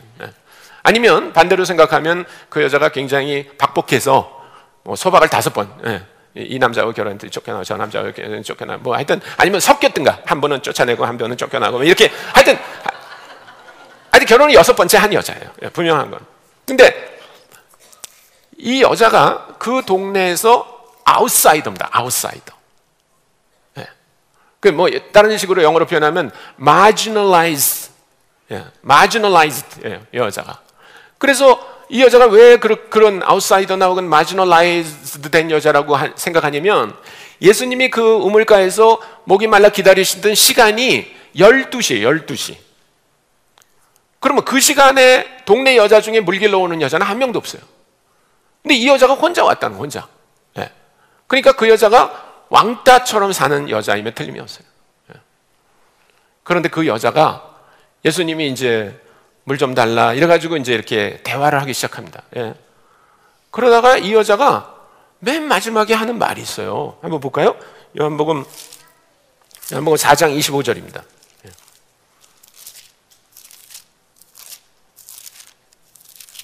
우리는 맨날 4장 24절만 읽습니다. 4장 24절. 맨날 여기만 읽죠. 하나님은 영이시니 예배하는 자가 영과 진리로 예배할지니라. 요거만 읽죠. 근데 진짜 중요한 게 25절이에요. 25절 같이 읽어볼까요? 시작. 여자가 이르되 메시아 곧 그리스도라 하는 이가 오실 줄을 내가 아노니 그가 오시면 모든 것을 우리에게 알려주시리다. 여러분, 이게 marginalized 된 삶을 사는 사마리아 여자 입에서 나온 말이라는 거예요. 이 사람들은 성경을 믿고 있어요. 근데 이 사람들이 확실히 믿고 있는 게 뭐예요? 메시아가 올 것이다. 그리스도가 올 것이다. 그렇게 믿고 있었어요. 그래서 흩어진 사람들이 우리가 아까 본 것처럼 8장 4절과 5절에 사마리아로 가가지고 많은 사마리아 사람들이 믿게 됐다는 거예요. 그래서 이제 다시 사도행전 8장으로 넘어갑니다. 8장을 보니까 그래서 그 소문이 들렸어요. 그러자 누가 갔다고요? 베드로와 요한이 갔어요. 왜냐하면 베드로와 요한이 그 당시 최고 권위자였어요. 예루살렘 교회. 그러니까 이분들이 가게 된 건데, 자, 베드로가 어떤 사람이라고요? 베드로 아까 오전에 제가 얘기했죠? 머리끝부터 발끝까지 유대인이 절대로 안 하는 게 뭐라고요? 헬라인의 집에 들어가는 거예요. 헬라인과 함께 식사하는 거예요. 그러니까 사도행전 11장 22절에서 만약에 예루살렘 교회가 22절을 이렇게 썼다고 그럽시다. 예루살렘 교회가 이 사람들의 소문을 듣고, 이 사람이 누구냐고요? 안디옥에서 할례받지 않은 이방인들이 예수 믿은 사람들, 그 사람들의 소문을 듣고 만약에 베드로와 요한을 보냈다면 어떤 일이 벌어졌을까요? 제가 아까 10장에서 일어난 얘기 했잖아요. 고넬료 집에 갔을 때 뭐라고 했어요? 베드로가 원래는 제가 여기 오면 안 되거든요. 그래서 계속 안디옥에 가가지고 유대인들 만나면 오 마이 브라더 이렇게 껴안아주고, 헬라인 만나면 원래는 제가 만지면 안 되거든요. 원래는 제가 만나면 안 되거든요. 이러고 다녔을 거라는 거예요. 그래서 예루살렘 교회가 성령이 충만하니까 굉장한 선교적인 마인드를 갖고 있는 거예요. 그래서 베드로와 요한을 보내는 대신 누굴 보냈다고요? 바나바를 보냈어요. 왜 바나바가 갔다고요? 구브로에서 태어난 유대인 디아스포라였다는 거예요. 디아스포라. 예. 그래서 여러분들이 사도행전을 선교적으로 읽는다는 얘기는 뭐냐면, 사도행전에서 나타난 일들이 이게 문화적인 센시티비티를 갖고 있는 거구나 라고 하는 걸 이해하셔야 돼요. 근데 23절이요 더 놀라워요. 23절 보세요. 23절에 그가 이르러, 바나바가 안디옥에 이르러 하나님의 은혜를 보고 기뻐하여. 여러분, 하나님의 은혜를 봤다 그랬어요. 여러분, 하나님의 은혜를 보신 분 한번 손 들어보세요. 나는 하나님의 은혜를 봤다. 보신 분 없어요? 그러면 여러분이 이 말씀을 이해하세요? 하나님의 은혜를 봤다. 이런 분이 있어요. 이런 분. 제가 이제 오늘에서야 알게 됐는데, 여러분들이 강의 들으실 때는 보니까 쿨하시더라고요. 이렇게. 근데 오늘 아침에 저한테 몇 분이 와셔가지고 선교사님 너무 말씀 잘 들었습니다 그러시더라고요. 그래서 내가 이분들이 대구분 비슷하구나, 대구분들 집에 가서 글만 잘하대 이런다고 그랬죠. 네. 근데 그래도 여기 컨퍼런스 있을 때 얘기하셔서 감사해요. 아니면 댁에 가셔가지고 그 강사 잘하더라 막 이렇게 얘기하신 게 아니고. 네. 그래서 제가 여러분들이 이게 참 굉장히 어프리시에이트 하셨구나 이런 생각을 했어요. 근데 제가 이제 설교하고 다닌 지 이렇게 오래된 건 아닌데, 어느 교회에서 설교를 했어요. 그랬더니 어떤 분이 오셔가지고 그러더라고요. 이제 저는 당연히 이런 기대를 했죠. 막 웃으면서 와가지고 선교사님 은혜 받았어요 이렇게 말할 줄 알았어요. 그랬더니 그분이 나한테 그러더라고요. 와가지고 생글생글 웃으면서 선교사님 목소리 짱 그러더라고요. 아니 제가 설교를 했으면 은혜를 받았다고 그래야지. 예? 아니 어쩌자고 목소리 짱 그래요. 그래서 제가 약간 실망을 했어요. 그래서 제가 집사님 저는요 제 설교를 들은 사람들이 목소리 좋다고 얘기하기보다 선교사님 잘생겼어요 이렇게 말해 주기를 기대하는데 그렇게 말하는 사람이 한 명도 없었어요. 그렇게 말했어요. 그랬더니 그분이 한참 가만히 있더라고요. 그러더니 나한테 뭐라 그러냐면, 그래서 성우들 보면 실망하잖아요 그러는 거예요. 정말 그날 제가 2번 죽었어요. 2번. 절대로 그런 말은 하지 마세요. 그거는 죽이는 거예요.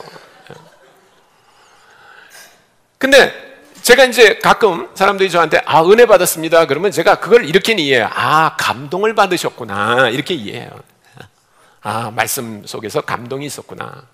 근데 여기 지금 23절은요 은혜를 보았다는 거예요. 은혜를 보았다. 그 도대체 바나바가 뭘 받길래 은혜를 받다고 말하는가? 근데 이 원어가, 은혜라는 말이 헬라어로 카리스라고 하는 단어입니다. 카리스. 이 카리스라고 하는 단어가 지금 영어의 grace의 어원이에요. grace. 예, 카리스가 영어에서 grace가 됩니다. 예, 굉장히 많은 그 단어가 히브리나 라틴어에서 온 거 아시죠? 예.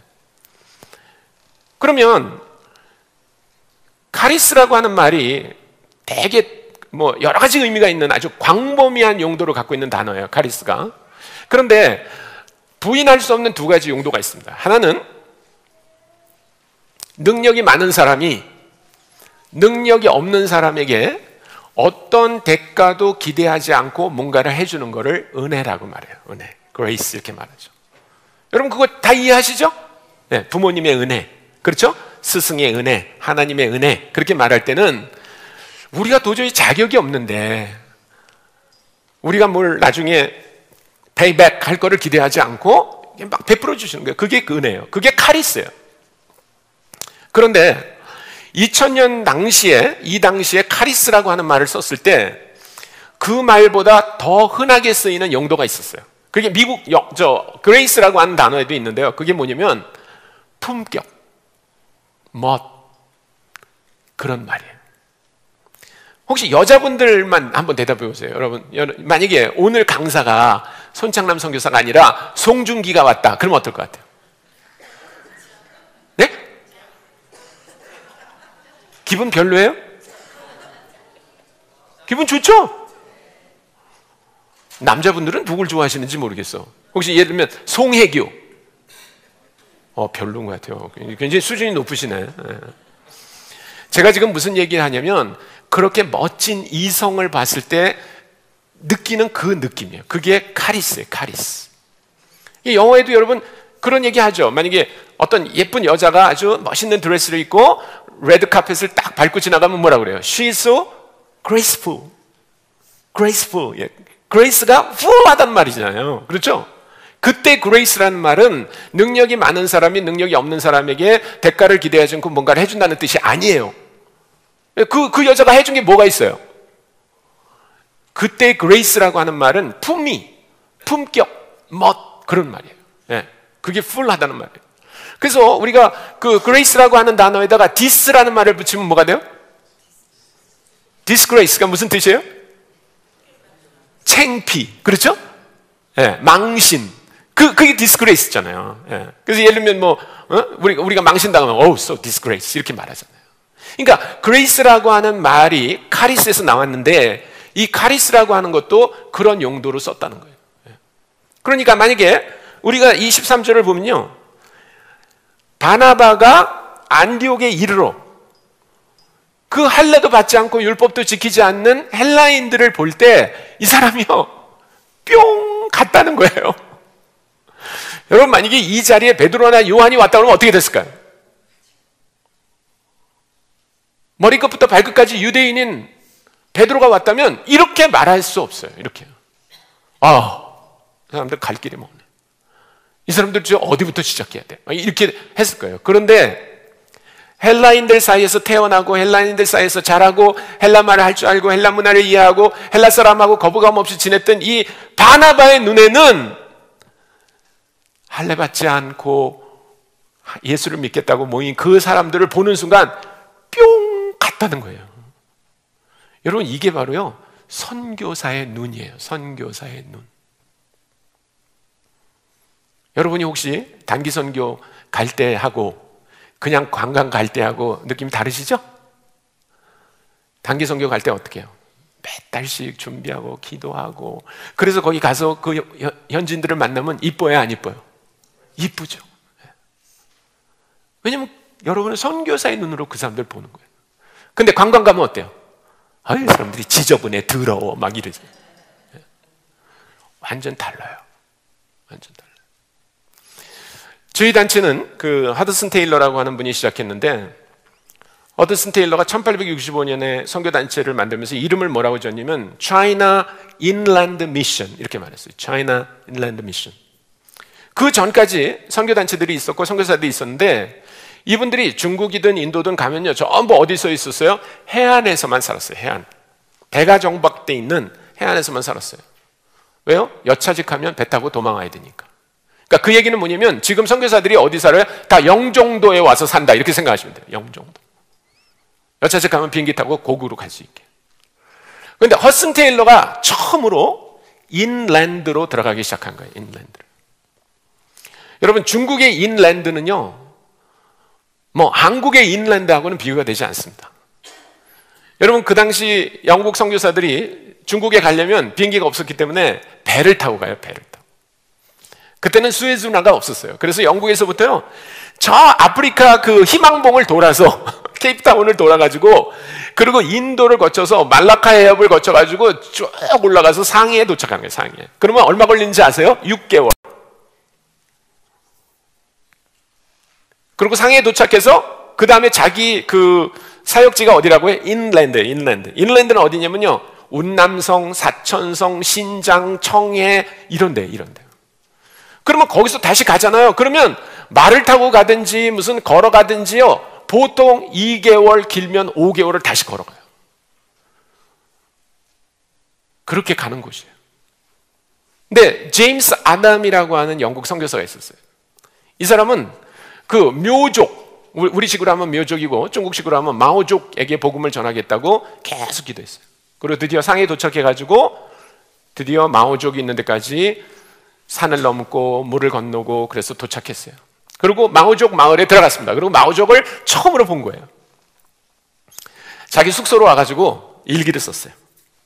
뭐라고 썼냐면, 나는 오늘 하늘 아래 가장 아름다운 사람들을 만났다, 이렇게 쓴 거예요. 여러분, 관광객이나 등산객이 지나가다가 마오족을 봤다면 그렇게 썼겠습니까?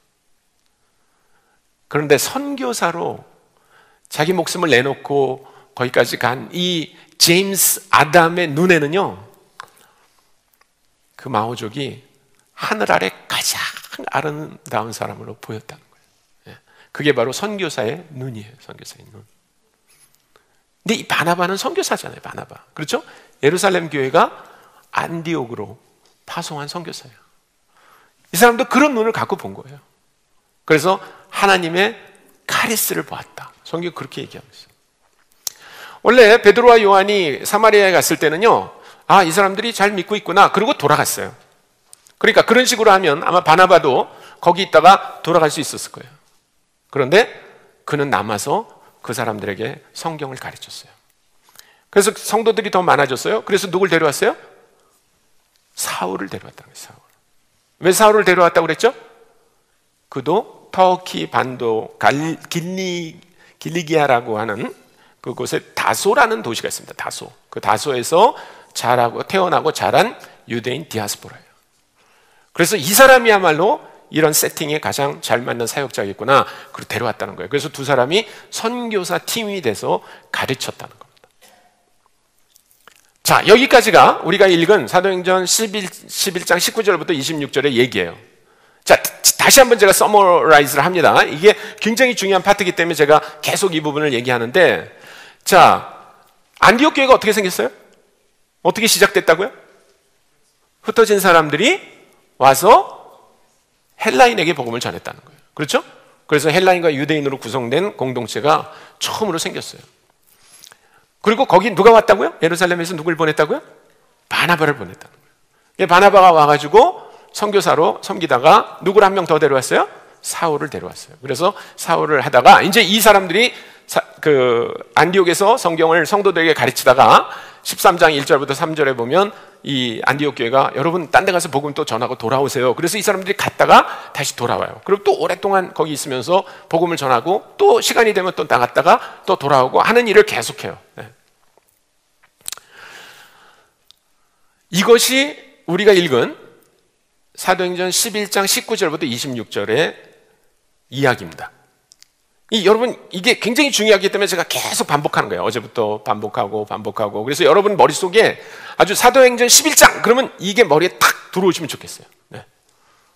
그러고 계신 거죠? 네. 할렐루야. 네. 제가 알고 있어요. 여러분이 쿨해서 대답을 안 하셔도 그냥 다 그렇게 생각하신다고 알고 있습니다. 네. 자, 그러면 제가 여러분에게 질문을 하나 드릴게요. 뭐가 제 질문이냐면, 여러분, 드디어 바울과 바나바가 등장해서 복음을 전하기 시작한 거예요. 여기서.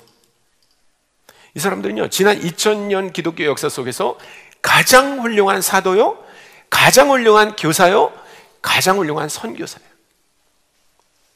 그래서 이 사람들이 이제 여러 군데 다니면서 복음을 전하고 교회를 돕고 편지도 쓰고 이런 일을 하게 됐다는 겁니다. 그러면 이 사람들이 전면에 나타났을 때 이 안디옥 교회에 와서 처음 복음을 전했던 흩어진 사람들은 어떻게 됐을까요? 여러분, 어떻게 됐을 것 같아요? 제가 어떤 교회 가가지고 이런 질문을 이렇게 했어요. 제가 좀 나이브 해가지고. 그랬더니 맨 앞에 있는 어떤 여자 집사님이 그러더라고요. 죽었겠죠? 그러더라고요. 죽었겠죠. 2000년 전의 얘기니까. 여러분, 나폴레옹도 죽었잖아요. 끼리 부인도 죽었고. 그래서 제가 그다음부터는 보기를 드립니다. 보기. 보기 둘 중에 하나를 여러분이 고를 수 있게 해드릴게요. 첫째, 이제 바울과 바나바 같은 아주 훌륭한 선교사들이 등장했으니까 우리는 집에 가서 발 닦고 자자! 이게 1번.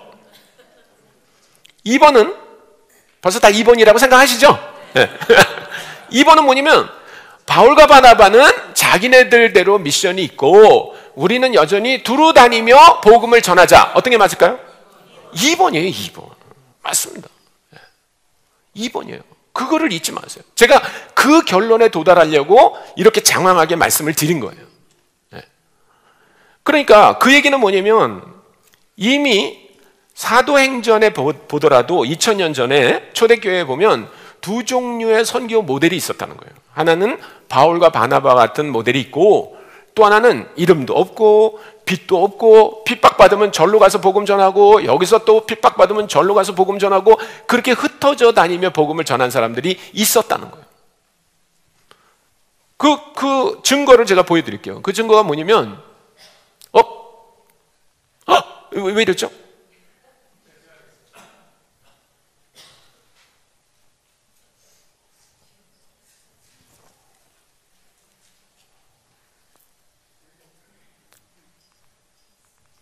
네, 다 했고요.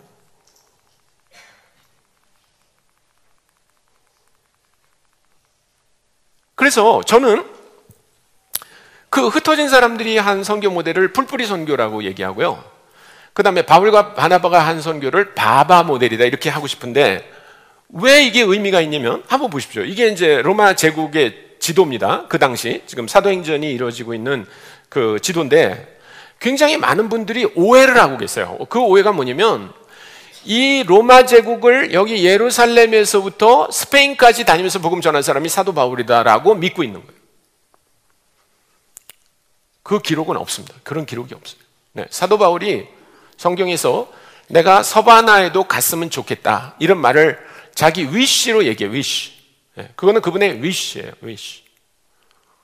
사실이 아니에요. 그거는 기록으로 돼 있지 않아요. 근데 분명한 거는 로마서 15장에 보면 이렇게 말하고 있어요. 내가 예루살렘에서부터 일룰리곤까지 복음을 전했다. 일룰리곤이 어디냐면 여기입니다. 여기. 네, 요 초입이 일룰리곤이에요. 네, 일루리움이라고 하는 곳이 그 성경에 나오는 일룰리곤인데 그 얘기는 뭐냐면 이런 얘기입니다. 여기다가 사도 바울이 사역한 지역을 우리가 이렇게 박스로 쳐보면 이 박스 안에 다 들어온다는 거예요. 그 박스 바깥으로 가신 적은 없어요. 사도 바울이요. 네. 그게 여기 이분이 한 사역의 전체 모습이에요. 자, 여러분 혹시 제가 여기 영어로 돼 있는 곳을 우리말로 읽어드릴 테니까 여러분들이 혹시 예전에 성경 공부하시면서 그래 사도 바울이 거기서 사역한 거 내가 뭐 편지나 아니면 사도행전 통해서 들은 것 같아 그러면 고개만 그냥 까딱 이렇게 해주세요. 네. 자, 수리아. 네, 몇 분이 해주셨어요? 몇 분이? 네. 수리아에서 복음을 전하고 그런 얘기 나오죠? 그 다음에 길리기아. 들어보셨죠? 여러분 길리기아 여기가 다소예요. 여기가 구브로고요. 안디옥은 여기쯤 있어요. 여기. 네. 다 그 근처에서 일어난 사건이에요. 사실은요. 그 다음에 갈라디아. 들어보셨죠? 아시아.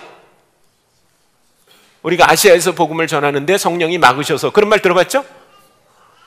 마게도니아, 아가야. 예, 여기만 다니신 거예요. 사도 바울은. 여기만 다니신 거예요. 나중에 사도행전을 여러분이 끝까지 좀 읽으시기를 바라는데요. 사도행전 28장에 보면 사도 바울이 여기 이제 예루살렘에서 22장에서 붙잡힙니다. 그래서 22장부터 28장까지 얘기는 제가 일부러 안 하는 거예요. 왜냐면 다음에 한번 불러주실까봐. 네. 그래서 여기 팔레스타인에서 예루살렘에서 이제 유대인 성전에 들어갔다 유대인들로부터 이렇게 집단 린치를 받습니다. 그래가지고 로마 병정들이 와가지고 사도 바울을 구해줘요. 그래가지고 유대인들이 고소를 합니다. 이 바울을 죽일 수가 없으니까 고발을 해요. 그래서 재판이 벌어져요. 근데 이 재판이 여기서 끝날 수도 있었어요. 팔레스타인에서 끝날 수도 있었어요. 근데 사도 바울이 뭐라고 얘기해요? 나는 로마 시민이니까 가이사의 법정에서 재판받게 해달라. 가이사 법정이 어디 있습니까? 로마에 있는 거예요. 그래서 로마에 호송돼서 가요, 이렇게. 그래서 로마에 도착하는 게 사도행전 28장 끝입니다.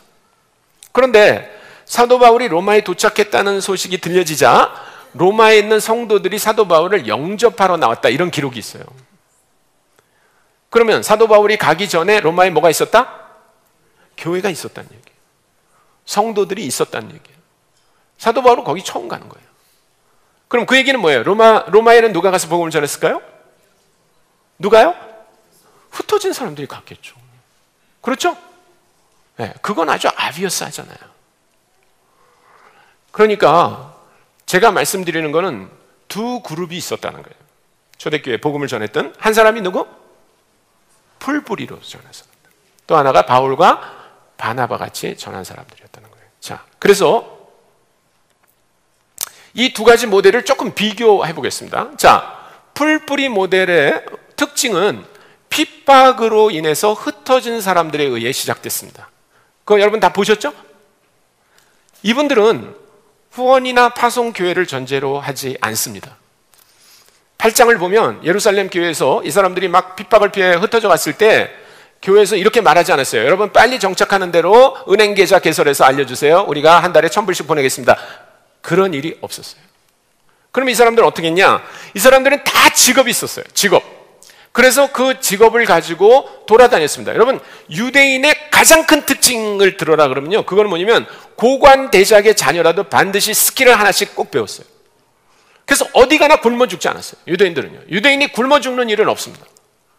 왜냐면 이 사람들이 스킬이 있었어요. 심지어는 뭐 악기를 고친다든지 무슨 시계를 만든다든지 금은 세공을 한다든지 심지어는 그 고리대금을 해서라도 이 사람들은 절대로 굶어 죽은 사람이 없어요. 유대인들 사이에는요.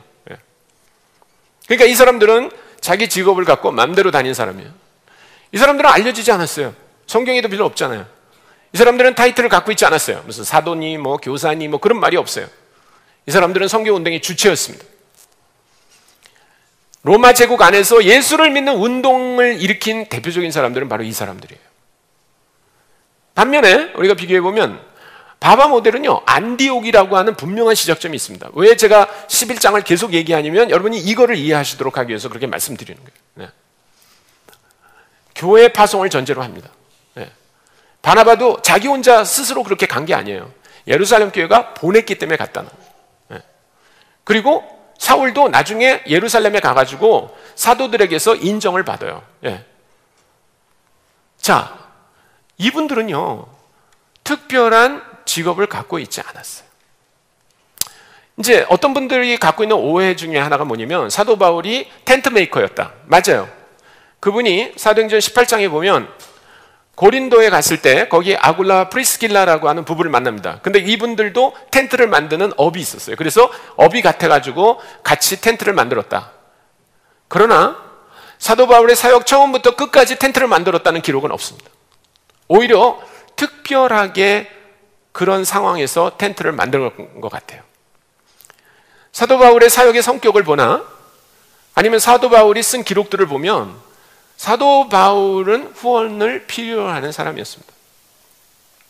그냥 우리끼리 하는 얘기인데요, 사실은 사도 바울처럼 돈 얘기를 많이 한 분이 없어요. 진짜 돈 얘기를 많이 하셨어요. 근데 이분이 돈 얘기를 굉장히 약간 교묘하게 하신다는 거예요. 그래서 사람들이 이분이 쓴 그 부분을 설마 이게 돈 얘기일까 이런 생각을 하고 읽으세요. 그러니까 그게 돈 얘기처럼 안 보이죠. 근데 제 눈에는요, 다 돈 얘기처럼 보여요. 여러분 몇 군데만 한번 보여드릴게요. 빌립보서를 보세요. 빌립보서. 여러분 빌립보서 4장. 빌립보서가 4장으로 돼 있거든요. 4장. 그러면 여러분 돈 얘기는 편지 앞에다 할까요? 뒤에다 할까요? 뒤에다 하죠. 뒤에다. 그래서 여러분이 그 바울의 편지 뒤를 잘 보셔요. 뒤를. 그러면 늘 거기 돈 얘기를 하시는 걸 볼 수 있어요. 자, 10절부터입니다. 10절부터.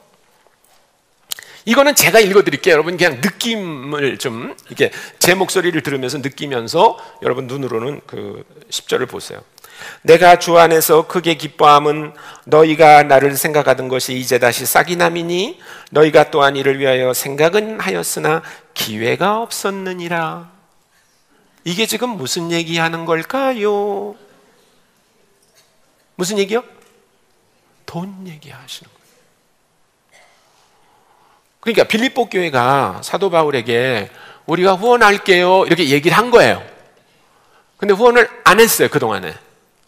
그래서 그걸 이렇게 얘기하시는 거예요. 예? 노골적으로 여러분 왜 후원 안 해요? 이렇게 하면 좀 이렇게 약간 B급 선교사예요. B급 선교사. 근데 A급 선교사는 딱 이렇게 말하는 거예요. 여러분들이 저를 생각하던 것이 이제 싹이 났네요. 이 눈치 못 채는 사람은 이게 무슨 얘기야? 이게 보리싹 얘기하는 거야? 뭐 예? 감자싹 얘기하는 거야? 그러지만 후원 얘기예요. 자, 11절은 더해요. 11절은 제가 읽어드릴게요. 내가 궁핍함으로 말하는 것이 아니니라. 무슨 말하는 거예요? 궁핍하지 않으면 왜 이런 얘기를 해요? 여러분 혹시 한국에서 그 상품 선전하는 거 광고 같은 거 보시죠? 거기 어떤 할머니 할아버지가 왜 이렇게 그 세탁기 앞에 서가지고 야 우리는 이런 거 필요 없어 막 이렇게 얘기하죠? 그 필요 없다는 얘기예요? 필요 있다는 얘기예요? 필요 있다는 얘기 아니에요. 예? 여러분 내가 궁핍해서 여러분에게 말하는 것이 아니다. 이 얘기는 뭐예요? 궁핍했다. 그런 말이에요. 계속 그 얘기예요. 계속. 예. 어떤 형편이든지 나는 자족하기를 배웠노라. 나는 비천에 처할 줄도 알고 풍부에 처할 줄도 알아. 모든 일 곧 배부름과 배고픔과 풍부와 궁핍에 처할 줄 아는 일체의 이결을 배웠노라. 예. 여러분 15절 빌립보 사람들아 너희도 알거니와 복음의 시초에 내가 마게도니아를 떠날 때 주고받는 내 일에 참여한 교회가 너희 외에는 아무도 없었느니라. 여러분 주고받는 일이 뭘까요?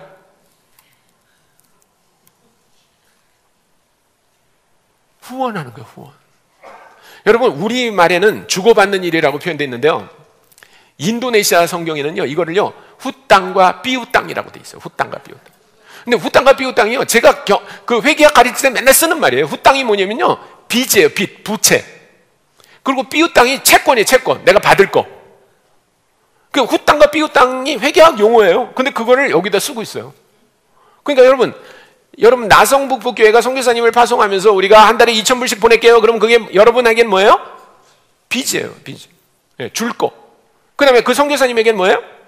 받을 거. 예. 삐우땅. 예. 여러분 지금 사도 바울은요 계속 얘기해요. 계속 얘기해요. 어떤 사람들이 이렇게 얘기합니다. 선교사님, 사도 바울이 돈 얘기한 건 맞지만 자기 개인을 위해서 한 게 아니고 그 사람 자기 텐트를 만들었으니까 그게 아니고 아마 가난한 사람들한테 연보 보내려고 했겠죠. 그럴 때도 있었어요. 근데 16절을 보세요. 16절을 보면 데살로니가 쓸 때에도 너희가 한 번뿐 아니라 두 번이나 나의 쓸 것을 보내었도다. 여기 분명히 얘기했어요. 나의 쓸 것을 보내었도다. 나의 쓸 것을. 여러분 이분이 비즈니스 잘하는 사람이었다면 왜 이렇게 어려운 말을 하면서 다른 사람에게 쓸 것을 요구합니까? 아니요. 여러분 한 번만 아니라 두 번이라고 쓴 것도 한번 생각해 보세요. 여러분이 나성북부교회가 어떤 선교사를 파송하고 10년 동안 헌금을 두 번 보냈어요. 근데 두 번째로 받고 그 선교사가 여러분에게 답장을 보냈어요. 여러분 저는 여러분이 한 번만 후원할 줄 알았는데 두 번이나 했네요. 그러면 여러분 가슴이 어떨 것 같아요? 미안해요 막 이렇게 되잖아요. 그러니까 사도 바울이요 편지 쓰는 거 보면 정말 기가 막혀요. 기가 막혀요. 그 다음에 요거보다 약간 노골적으로 쓴 데를 하나 보여드릴게요. 고린도 후서 12장 13절을 보세요. 예, 고린도 전서 후서에 다 돈 얘기인데 12장 13절만 한 건데 딱 더 보겠습니다. 예. 이건 같이 읽겠습니다. 고린도 후서 12장 13절 같이 읽습니다. 시작. 내 자신이 너에게 폐를 끼치지 아니한 일밖에 다른 교회보다 부족하게 한 것이 무엇이 있느냐? 너희는 나의 이 공평하지 못한 것을 용서하라. 예. 여러분 이걸요 이렇게 읽으면 느낌이 별로 안 와요. 근데 제가 오늘 여러분들이 고린도 교인이라고 생각하시고요, 제가 사도 바울이에요. 사도 바울이 여러분 앞에서 이렇게 얘기하는 거야. 뭐라고 얘기하냐면 잘 들으셔야 돼요. 이렇게 얘기하는 거예요. 아이고 그래요, 내가 여러분한테 사과합니다. 아유 정말 미안해요.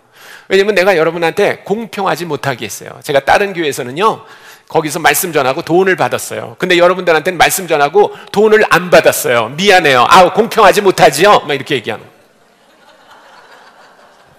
뒤끝 장렬. 여러분, 사도 바울이요 계속 돈 얘기를 하시는 거예요. 이게요. 고린도전서 9장을 나중에 집에 가서 읽으세요. 지금 시간이 없어서. 거기 보면 이렇게 말했어요. 나는 다른 사도들처럼 급료를 받을 권리가 없겠느냐? 그게 무슨 말이에요? 있다, 그런 말이에요. 근데 그 밑에는 뭐라고 하냐면, 내가 이렇게 말한다고 해서 나한테 해달라는 것은 아니지만, 이게 무슨 말이에요? 해주면 좋다, 이런 말 아니에요? 그런데 더 웃기는 건요, 그 밑에 뭐라고 썼냐면요, 내가 여러분한테 후원해달라고 하느니 차라리 죽겠어요, 이렇게 썼어요. 거기다. 진짜 그래요. 보세요. 9장에 보세요. 그래서 우리가 그런 걸 뭐라 하냐면 사존심이라고 그래요. 사존심. 사도적 자존심. 네. 왜 이런 얘기를 하냐면, 사도 바울은 후원이 필요했다, 안 했다? 필요했다. 일반적인 성도들에 비하면 훈련을 많이 받은 사람입니다. 이 사람들은 선교사의 신분이 어떤 형태로든 드러났어요. 왜냐하면 모든 사람이 다 알았어요. 이 사람들이 이제 사도구나, 이 사람들이. 이 사람들이 교사구나, 이런 걸 알았어요. 대부분 제도화됐습니다. 여러분, 그 사도행전 20장을 보시면 이제 사도 바울이 마게도니아에서 사역을 마치고 아시아로 이렇게 배를 타고 건너갈 때 혼자 가신 게 아니라 여러 사람이 배를 같이 탔다는 명단이 나와요. 명단이. 그 같이 간 사람은 왜 갔을까요? 선교팀이었어요. 선교팀. 그러니까 사도 바울은 혼자 한 게 아니라 선교 단체처럼 운영한 거예요. 네. 그래서 이 두 가지 모델이 아마 분명하게 여러분들에게 좀 각인이 됐으면 좋겠어요. 오늘 혹시 그 사도행전을 선교적으로 읽으면 두 모델이 보인다라는 책을 제가 한 15권 가져왔는데 다 나갔어요. 할렐루야. 정말 감사합니다.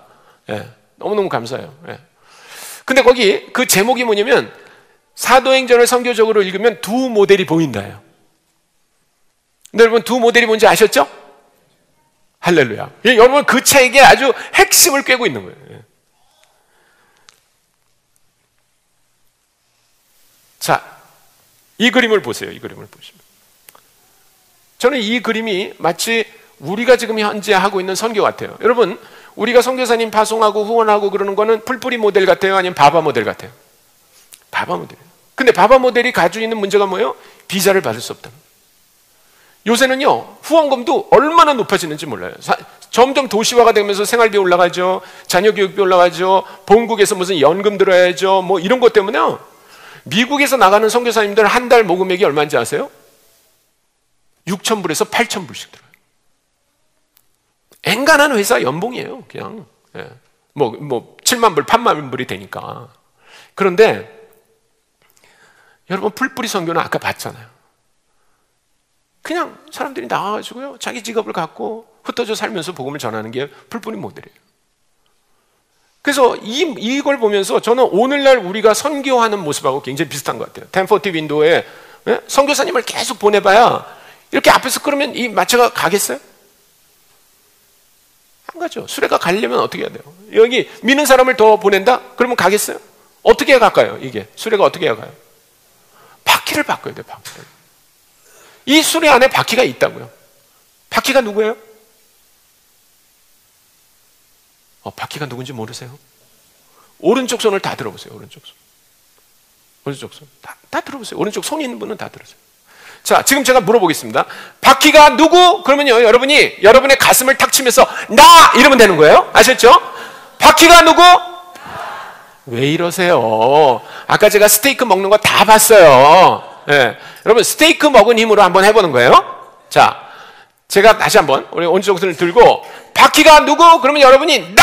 이렇게 하시는 거예요. 아셨죠? 바퀴가 누구? 아멘. 아멘. 이거 다 녹음되죠? 네. 우리예요, 우리. 우리가 복음을 전하면 세상은 달라질 수 있어요. 우리가 선교사님 몇 번 해보고 이 수레를 끌어라 밀어라 그래도요, 수레는 잘 안 굴러갑니다. 막 덜커덩 소리가 나고 가다가 넘어지고 힘들어하고. 바퀴만 바꾸면요, 이 수레는 어마어마한 힘으로 굴러갈 수 있어요. 그래서 오늘 시간이 좀 길어졌지만 이제 마지막 하나만 제가 말씀드리고 마칠 거예요. 네.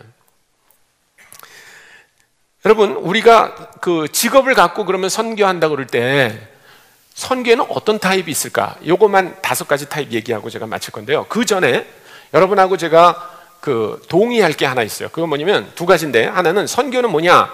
선교는 뭐라고요? 한번 읽어보겠습니다. 선교는 뭐다? 타문화에서 그리스도를 증거하는 거다. 예. 타문화에서 그리스도를 증거하는 거. 그거는 해외일 수도 있고 여기일 수도 있어요. 여러분이 있는 이 미국이야말로 진짜 타문화 지역이잖아요. 그렇죠? 그러면 선교사는 뭐냐? 많은 사람들이 선교사 그러면요, 선교하는 사람을 선교사라고 알고 있어요. 그러면 그 얘기는 뭐냐면 나는 선교사가 아니니까 나는 선교 안 하겠다 이렇게 되는 거예요. 근데 아닙니다. 여러분, 선교사와 선교사를, 저는 선교하는 사람과 선교사를 이렇게 저는 구분하고 싶어요. 마치 요리사가 있고 요리하는 사람이 있어요. 요리한다고 해서 내가 요리사라고 하지 않아요. 또 요리사만 요리하지도 않아요. 여러분 중에 요리하는 분 손 들어보세요. 요리하는 분. 아니 왜 이래요? 요리 안 해요? 아니 그러니까 오해하지 말고, 요리하는 게 류산슬 이런 거 만드는 거 아니고 그냥 무슨 라면 끓이고 무슨 김치찌개 하고 뭐 계란 후라이 다 요리해. 요리하는 분 손 들어보세요. 요리하는 분. 왜 다 손 들어야죠. 여러분, 남자들 50세 이상인데 요리 못한다. 그냥 죽는 거예요. 한국에서는 그냥. 예. 그래서 요즘에 생존을 위해서 다 요리 학원에 다녀요. 저도 요리해요. 저도요. 근데 여러분, 요리한다고 그래서 여러분을 누가 요리사라고 그래요? 그렇지 않죠. 자칭 요리사께서 계세요. 가끔 자칭 요리사. 우리 집에도 자칭 요리사가 한 분 있어요. 근데 맨날 요리사래 자기가. 근데 그 자칭 요리사가 요즘 하는 게 뭐냐면 냉파예요. 냉파. 냉파 뭔지 아세요? 냉장고 파먹기. 그래가지고 장을 안 보고요, 계속 냉동칸에 있는 걸 하나씩 꺼내가지고 요리를 해요. 아주 뭐 이제 예를 들면 돼지고기 나오면 돼지고기 찌개, 그 다음에 뭐 고등어 나오면 고등어 구이 뭐. 근데 어느 날 그 냉동칸에서 뭐가 나왔는지 아세요? 전복이 나왔어요. 전복. 이따만한 전복 5개. 그걸 10년 전에 산 거예요. 10년 전에 하나에 2만 원씩 주고 샀는데, 여러분 그 전복 그 요리하려면 손이 많이 가잖아요. 그래가지고 이제 요리하려고 꺼내놨다가 시간 없으면 도로 집어넣고, 또 그 전복 요리해야지 그래가지고 꺼내가지고 이제 또 딴 거 하다가 어머 이게 시간이 없는데 그래가지고 또 시간 없으면 또 집어넣고, 그래서 이제 냉동칸에 넣었다 뺐다를 10년 한 거예요. 이렇게요. 그걸 버려야 되잖아요. 근데 이거 한 마리에 2만 원씩 해서 10만 원, 5개 10만 원 산 거예요. 그러니까 이게 아까워가지고 버릴 수가 없잖아요. 그래서 이제 우리 아들하고 며느리하고 딸이 이제 온다 그러니까, 아유 오늘은 그러면 요리를 해야 되겠다 그래가지고 이제 막 그 전복을 이렇게 요리를 해가지고 우리 5 식구가 다 먹었어요. 그래가지고 토사광난 5명이. 그래서 다 병원에 입원했어요. 그러면 경찰이 우리 집 사람을 잡아가나요? 안 잡아가나요? 잡아가요? 안 잡아가요? 안 잡아가요. 근데 우리 집 사람이 요리 학원에 다녀가지고 라이선스를 딴 거예요, 이렇게. 그리고 이제 그 구청에 허가를 받아가지고 식당을 차렸어요.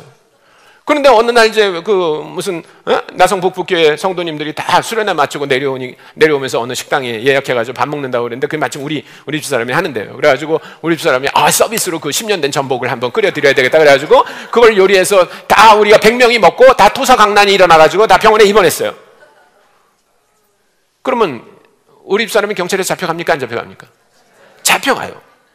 그러니까 똑같은 사람이 똑같은 일을 해서 똑같은 결과가 나왔잖아요. 그렇죠? 근데 왜 한 사람은 잡혀가고 한 사람은 안 잡혀가요? 여러분, 요리사라고 말할 때는 그 타이틀과 함께 같이 가는 accountability가 있어요. 책무가 있어요. 책무. 우리가 선교사라고 부를 때 그 사람에게 그냥 후원해주고 네 맘대로 살아라, 그거는 선교사가 아니에요.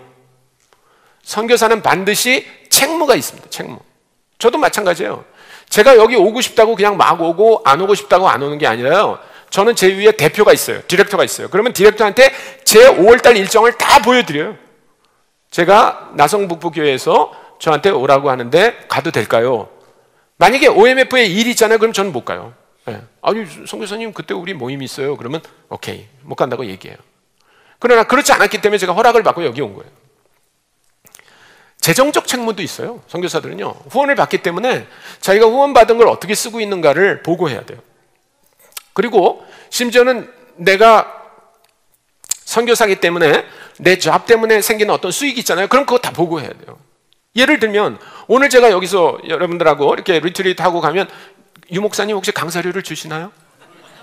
네, 감사합니다. 네, 아직 안 받아서. 근데 만약에 제가 강사료를 받으면 저는 그걸 제가 그냥 주머니에 쓱 넣는 게 아니라 제가 한국에 돌아가면 반드시 제 사무실에 보고하게 돼 있어요.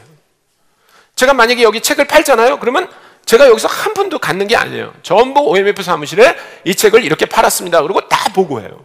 그게 재정적 책무예요. 제가 선교사기 때문에 그렇게 사는 거예요.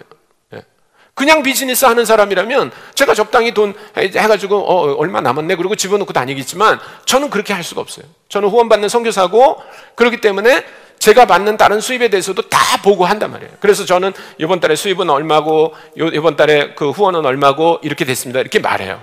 그런 사람이 선교사라는 거예요. 그런데 여러분 아까 그냥 요리할 줄 아는 사람은 그런 책무가 없잖아요. 그 차이가 선교에서도 동일하다는 거예요. 자, 그런 전제를 갖고 제가 여러분께 이것만 알려드리겠습니다. 이제 거의 끝나가요. 여러분 소망을 가지세요. 금방 끝납니다. 이제. 여러분 여기 직업을 갖고 선교하는 것을 제가 5타입으로 나눠봤어요. 여러분 이렇게 나눈 사람이 누굴까요? 저예요. 저.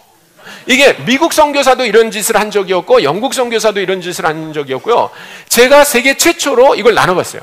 왜냐면 제가 이제 직업을 갖고 선교했다는 것 때문에 한국에 돌아갔더니 한국 교회들이 막 부탁을 하는 거예요. 선교사님, 그 직업을 갖고 선교하는 게 어떤 건지 알려주세요. 그래서 제가 그 전에 썼던 책들을 이렇게 봤어요. 무슨 텐트 메이커라든지 직업 선교라든지 이런 책을 봤는데 아마 그때는 그런 개념이 분명치 않거나 아니면 이분들의 사역이 제한적이서 그런지 이게 너무 컨셉이 혼란스럽더라고요. 그래서 제가 고민을 해봤어요. 그러다가 이걸 이렇게 5가지 타입으로 나눠보면 좋겠다 그래서 나눠봤더니요 너무너무 좋아요. 그리고 다른 사람들도 제가 이걸 소개했는데요 굉장히 많은 분들이 이 타입을 좋아하세요. 그래서 여러분은 오늘 정말 럭키예요. 이걸 5가지를 나눈 사람이 직접 여러분에게 설명을 드리는 거예요. 자, 1타입은 뭐냐? 여러분 이 정체성을 잘 받으셔야 되는데 1타입의 정체성 뭐라고요? 선교사예요. 선교사라는 정체성밖에 없어요. 이 사람은. 그러니까 이 사람은 사역지에 가서도 선교지에서도 이 사람은 선교사라고 말하는 사람이에요.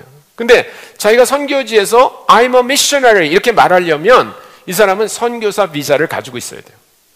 자기가 선교사 비자가 없는데 만약에 What are you? 당신 뭐 하는 사람입니까? 그럴 때 I'm a missionary 그러면 당장 쫓겨나요. 그거는 비자법 위반입니다. 비자법 위반. 그래서 그 사람들은 아니요 저는 오동나무를 만드는 관 파는 사람이에요 이렇게 말하는 거예요. 근데 이 사람들은 직업이 없어도 괜찮아요. 문제가 없어요. 그렇죠? I'm a missionary 그러면 되니까. 자, 이 타입은 뭐냐면 이 타입 한번 읽어볼까요? 정체성을 읽어보겠습니다. 시작. 직업을 가진 선교사. 그러면 이 사람의 정체성은 직업에 더 있어요? 아니면 선교사에 더 있어요? 선교사에 더 있어요. 선교사. 이 사람이 원래 1타입 선교사예요. 1타입. 그런데 이 사람이 선교사 비자를 받으면 1타입이지만 이 사람이 선교지에서 선교사 비자를 받을 수 없기 때문에 뭘 가지고 있다요? 직업 비자를 갖고 있을 때 2타입이라고 말하는 거예요. 아시겠죠? 그러면 2타입이 가지고 있는 직업의 특징은 뭐냐면 직업적 전문성이 떨어지거나 아니면 설령 직업적 전문성이 있다 하더라도 그 직업을 수행할 의지가 없는 사람이에요. 나는 그것 때문에 간 게 아닙니다. 나는 전도하러 갔어요. 나는 교회 개척하러 갔어요. 이런 사람이 2타입이에요. 이해가 되시죠? 네. 자, 3타입 읽어봅니다. 시작. 선교사가 된 직업인. 그러면 이 사람의 정체성은 어디에 있어요? 직업인에 있어요. 직업인에. 근데 이 사람이 선교사가 됐다는 거예요. 그러면 선교사 됐다는 말은 뭐냐면 선교단체에 소속돼 있거나 아니면 사역적 재정적 책무를 묻는 구조 안에 있는 거예요. 그러니까 선교사예요. 이 사람이요. 그런데 이 사람도 선교지에서 직업 비자를 갖고 있습니다. 그러면 2타입의 직업 비자와 3타입의 직업 비자가 같은 비자냐? 달라요. 아까도 말했지만 2타입이 가지고 있는 직업은 직업적 전문성이 떨어지거나 아니면 그 직업을 수행할 의지가 없는 사람을 말해요. 그런데 3타입은 어떤 사람이에요? 직업적 전문성이 높고 그 직업을 수행할 의지가 있는 사람을 말해요. 이해가 되시죠? 예. 자, 저는 몇 타입일까요? 3타입이에요. 3타입. 예. 저 같은 사람이 3타입입니다. 이해가 되시죠? 예. 자, 4타입은 뭐냐? 4타입은 해외에 있는 직업인이에요. 해외에 사는 직업인. 해외에 사는 직업인이라는 말은 여러분은 이민을 왔으니까 이민 온 사람이 아니고 왜 다른 나라의 주재원으로 갔거나 다른 나라에 사업하러 간 사람이 있죠? 다시 본국으로 돌아올 마음이 있는 사람을 말하는 겁니다. 그 사람들이 4타입인데 이 사람들은 직업 비자를 갖고 있는데 이 사람들의 직업은 3타입하고 똑같아요. 전문성이 높거나 아니면 그 직업을 수행하고 있습니다. 그리고 이 사람들은 돈을 벌어야 돼요. 그런데 이 사람들이 사역적, 재정적 책무가 없다는 겁니다.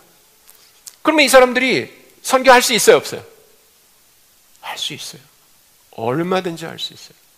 여러분, 그 4타입이 누구하고 비슷하냐면 풀뿌리하고 굉장히 비슷해요. 풀뿌리. 여러분, 1871년에 우리 그 선교 역사가 전부 선교사 중심으로 쓰여졌기 때문에 우리가 그걸 모르는데, 1871년에 일본에 간 아주 중요한 사람이 하나 있어요. 그 사람 이름이 제인스라고 하는 대위예요. 제인스 대위. 그 제인스 대위가 일본에 뭐로 갔냐면 거기 신식 그 군사 제도를 알려주러 갔어요. 근데 이 사람이 선교사 아니에요. 이 사람은 대위예요. 대위. 미국 대위예요.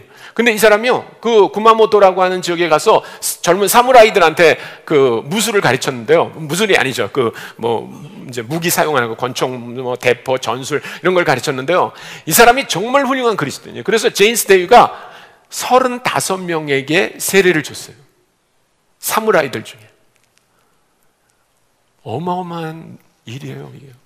1876년에는요, 닥터 클라크라고 하는 사람이 저 홋카이도로 갔어요. 홋카이도, 일본에. 근데 그 사람은 왜 갔냐면 이 사람 미국 사람인데 농업 전문가예요. 농업 전문가. 거기 일본 정부가 신식 농업을 하기 위해서 한 사람을 보내달라 그래서 미국 정부가 닥터 클라크를 보냈습니다. 여러분 혹시 그 옛날 중학교나 고등학교 때 도덕책이나 윤리책에 나오는 그 Boys be ambitious라고 하는 말 기억나세요? 네? 소년들이여 야망을 품어라. 그 말을 한 사람이 닥터 클라크예요. 근데 이 닥터 클라크가 선교사가 아니에요. 훌륭한 그리스도인이에요. 근데 이 사람이 그 농업학교 1기로 들어온 사람이 15명인데 15명이 전부 예수 믿었어요. 일본 사람. 여러분, 일본에 선교사가 가서 많은 일을 했지만 그 사람들보다 더 훌륭한 일을 많이 한 평신도들이 있어요. 그 사람들은 다 4타입이에요. 4타입. 네. 오늘 제가 여러분들에게 시간만 있으면요, 이런 얘기 수도 없이 할 수 있어요. 굉장히 많은 사람들이 이렇게 했어요. 자, 5타입은 뭐냐? 5타입은 국내에 있는 직업인이에요. 이 사람들은 비자도 필요 없어요. 후원도 필요 없어요. 여러분 같은 분들이에요. 근데 여러분 주변에 와 있는 외국인들에게, 문화가 다른 사람에게 복음을 전하는 거예요. 할 수 있을까요? 없을까요? 할 수 있어요. 그게 바로 5타입이에요. 5타입. 그러니까 여러분이 오늘 한번 내가 이 다음에 직업을 갖고 선교한다고 그럴 때 나는 뭔가, 굉장히 많은 분들이 선교 그러면 선교사가 되는 걸로 생각하세요. 아니에요. 선교사 될 필요 없어요. 네. 여러분은 1타입으로 섬길 수 있습니다. 가실 수 있으면 가세요. 2타입은 2타입으로, 3은 3타입, 4타입은 4타입, 5타입은 5타입으로 섬길 수 있는 거예요. 제가 이걸 어느 그 교회 가서 이제 이걸 설명을 드렸더니 저한테 그러더라고요. 어떤 성도님이, 아, 선교사님 그러니까 1타입이 1등, 2타입이 2등, 3타입은 3등 그러더라고요. 그건 아마 그 스카이캐슬에 사는 분 같아요. 아닙니다. 하나님이 1타입으로 우리를 부르면 1타입으로, 2타입으로 부르면 2타입으로, 3타입으로 부르면 3타입, 4타입으로 부르면 4타입. 그러면 4타입이 3타입 될 필요도 없고요.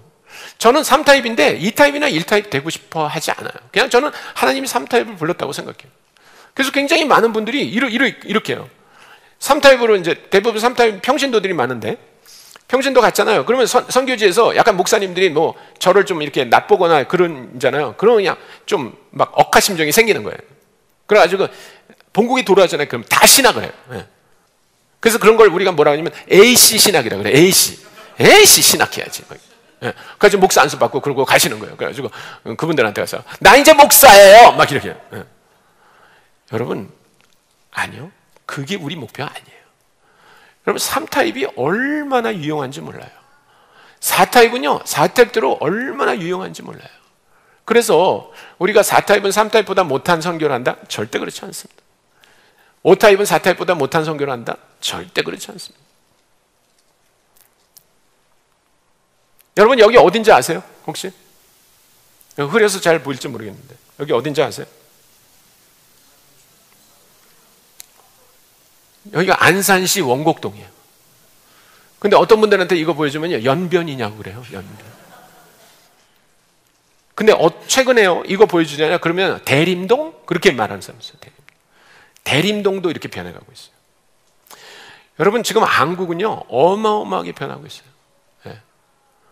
최근에 그 영등포에 있는 어떤 초등학교에 1학년 애들이 60명이 들어왔어요. 1학년 신입생이.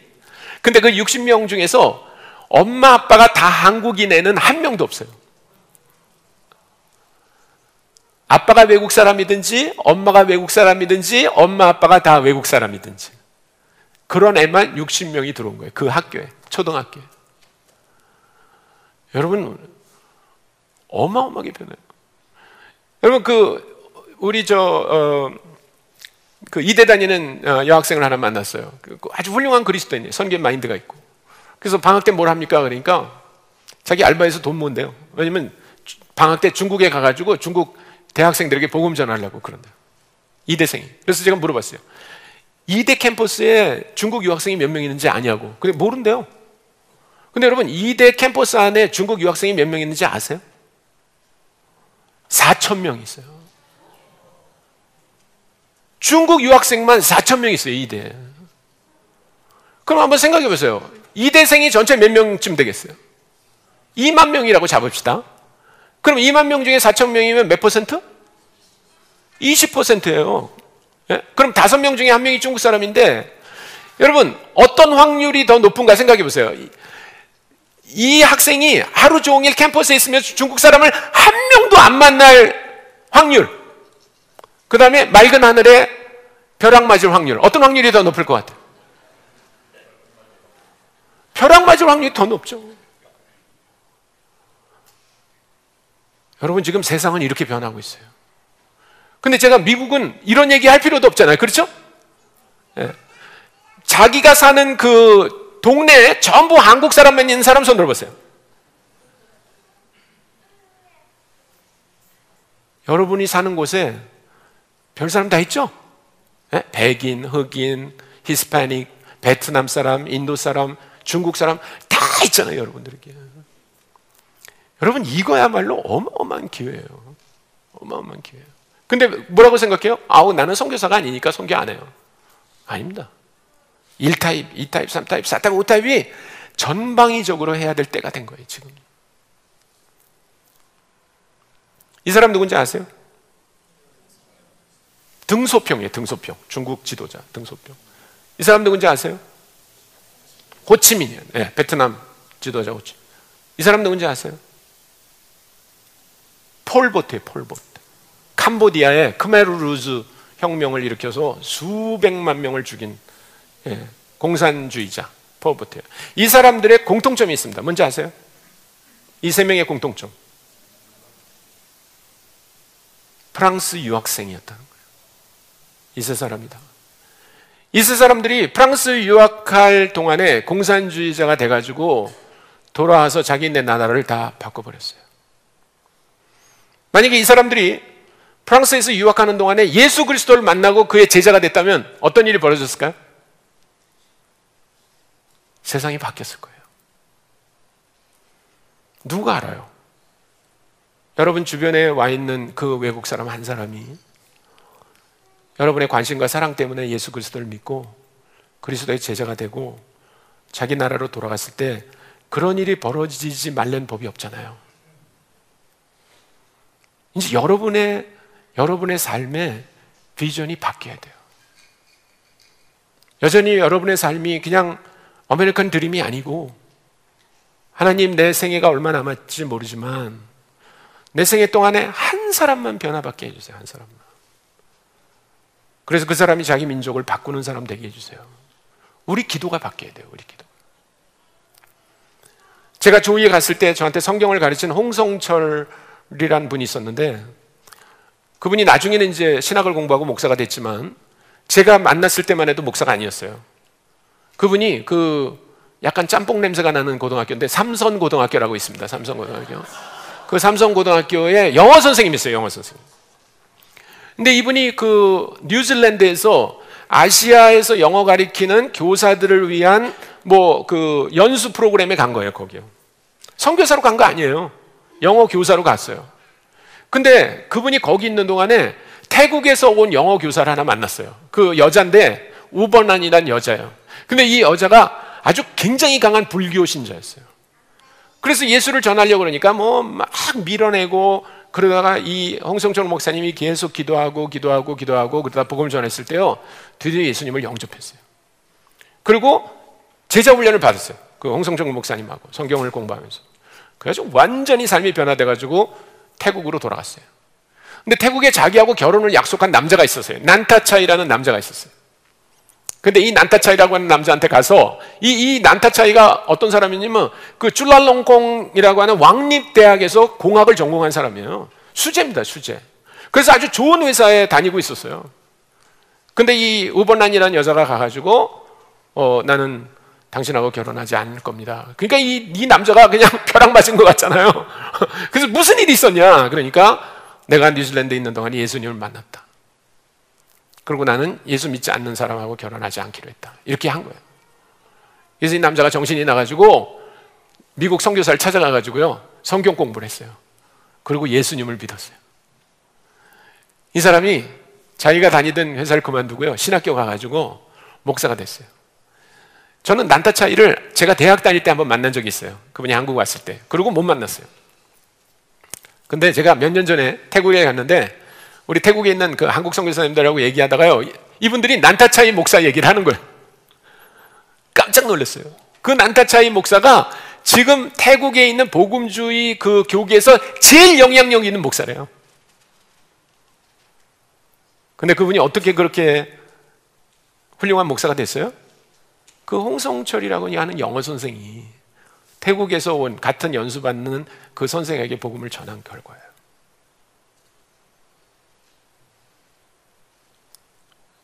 여러분이 주님, 나는 주님 손에서 쓰임받기 원합니다 라고 하면 하나님 쓰세요.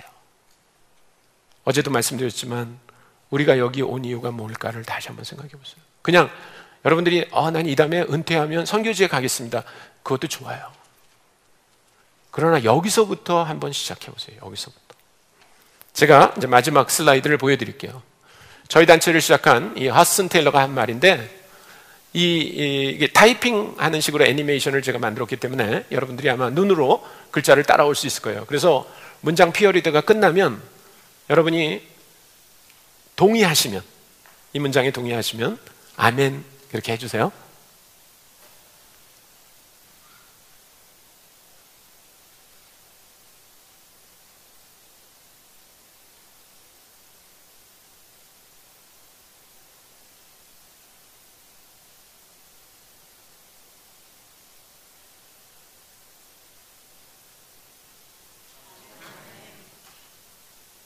아멘. 굉장히 많은 분들이 선교사라는 라벨을 붙이면 뭔가 변화가 일어난다고 생각해요. 아닙니다. 그런 변화는 지금부터 일어나야 돼요. 지금부터. 여러분이 선교사냐 아니냐는 문제가 되지 않아요. 마치 우리가 요리사와 요리하는 사람이 다른 것처럼 요리는 에브리바디 하는 거예요. 선교는 에브리바디예요. 선교사는 사역적, 재정적 책임을 묻는 구조 안에 들어가는 거예요. 그렇기 때문에 여러분이 나는 선교사가 아니니까 선교 안 하겠습니다도 아니고, 여러분들이 선교사가 아니라고 해서 굉장히 뭔가 부족한 선교를 하는 것도 아닙니다. 제가 오늘 시간만 된다면 더 많은 예를 여러분들에게 얘기 드릴 수 있어요.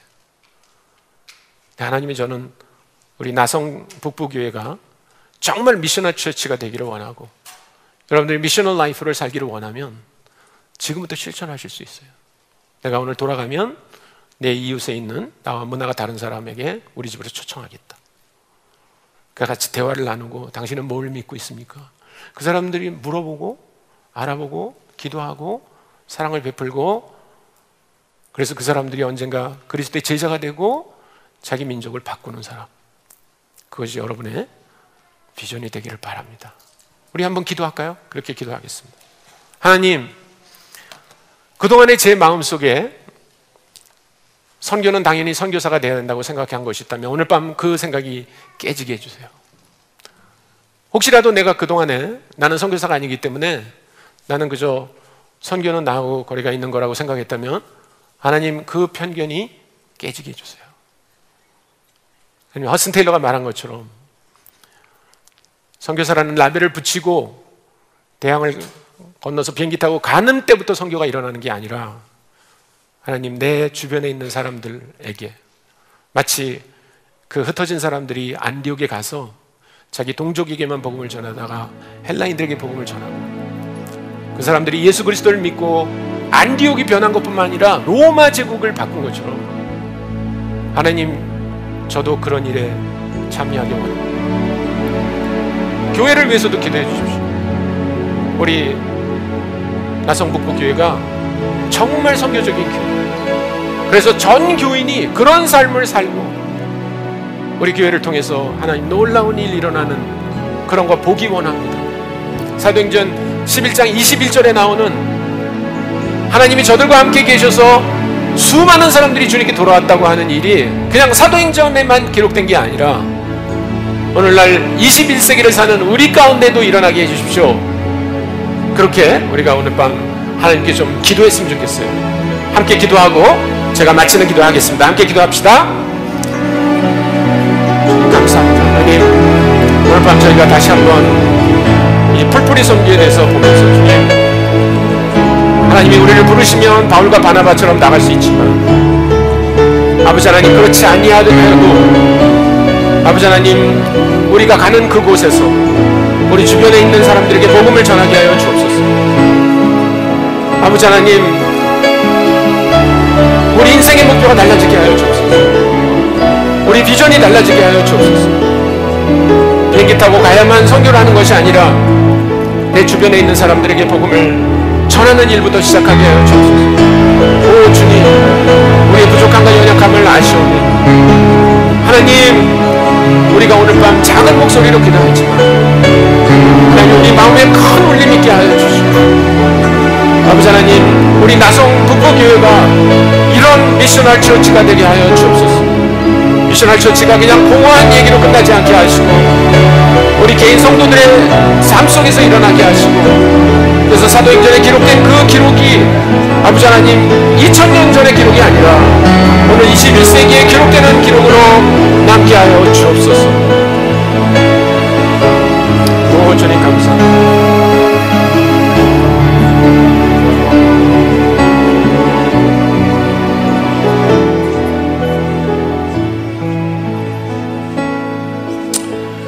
하나님 아버지, 감사합니다. 주님,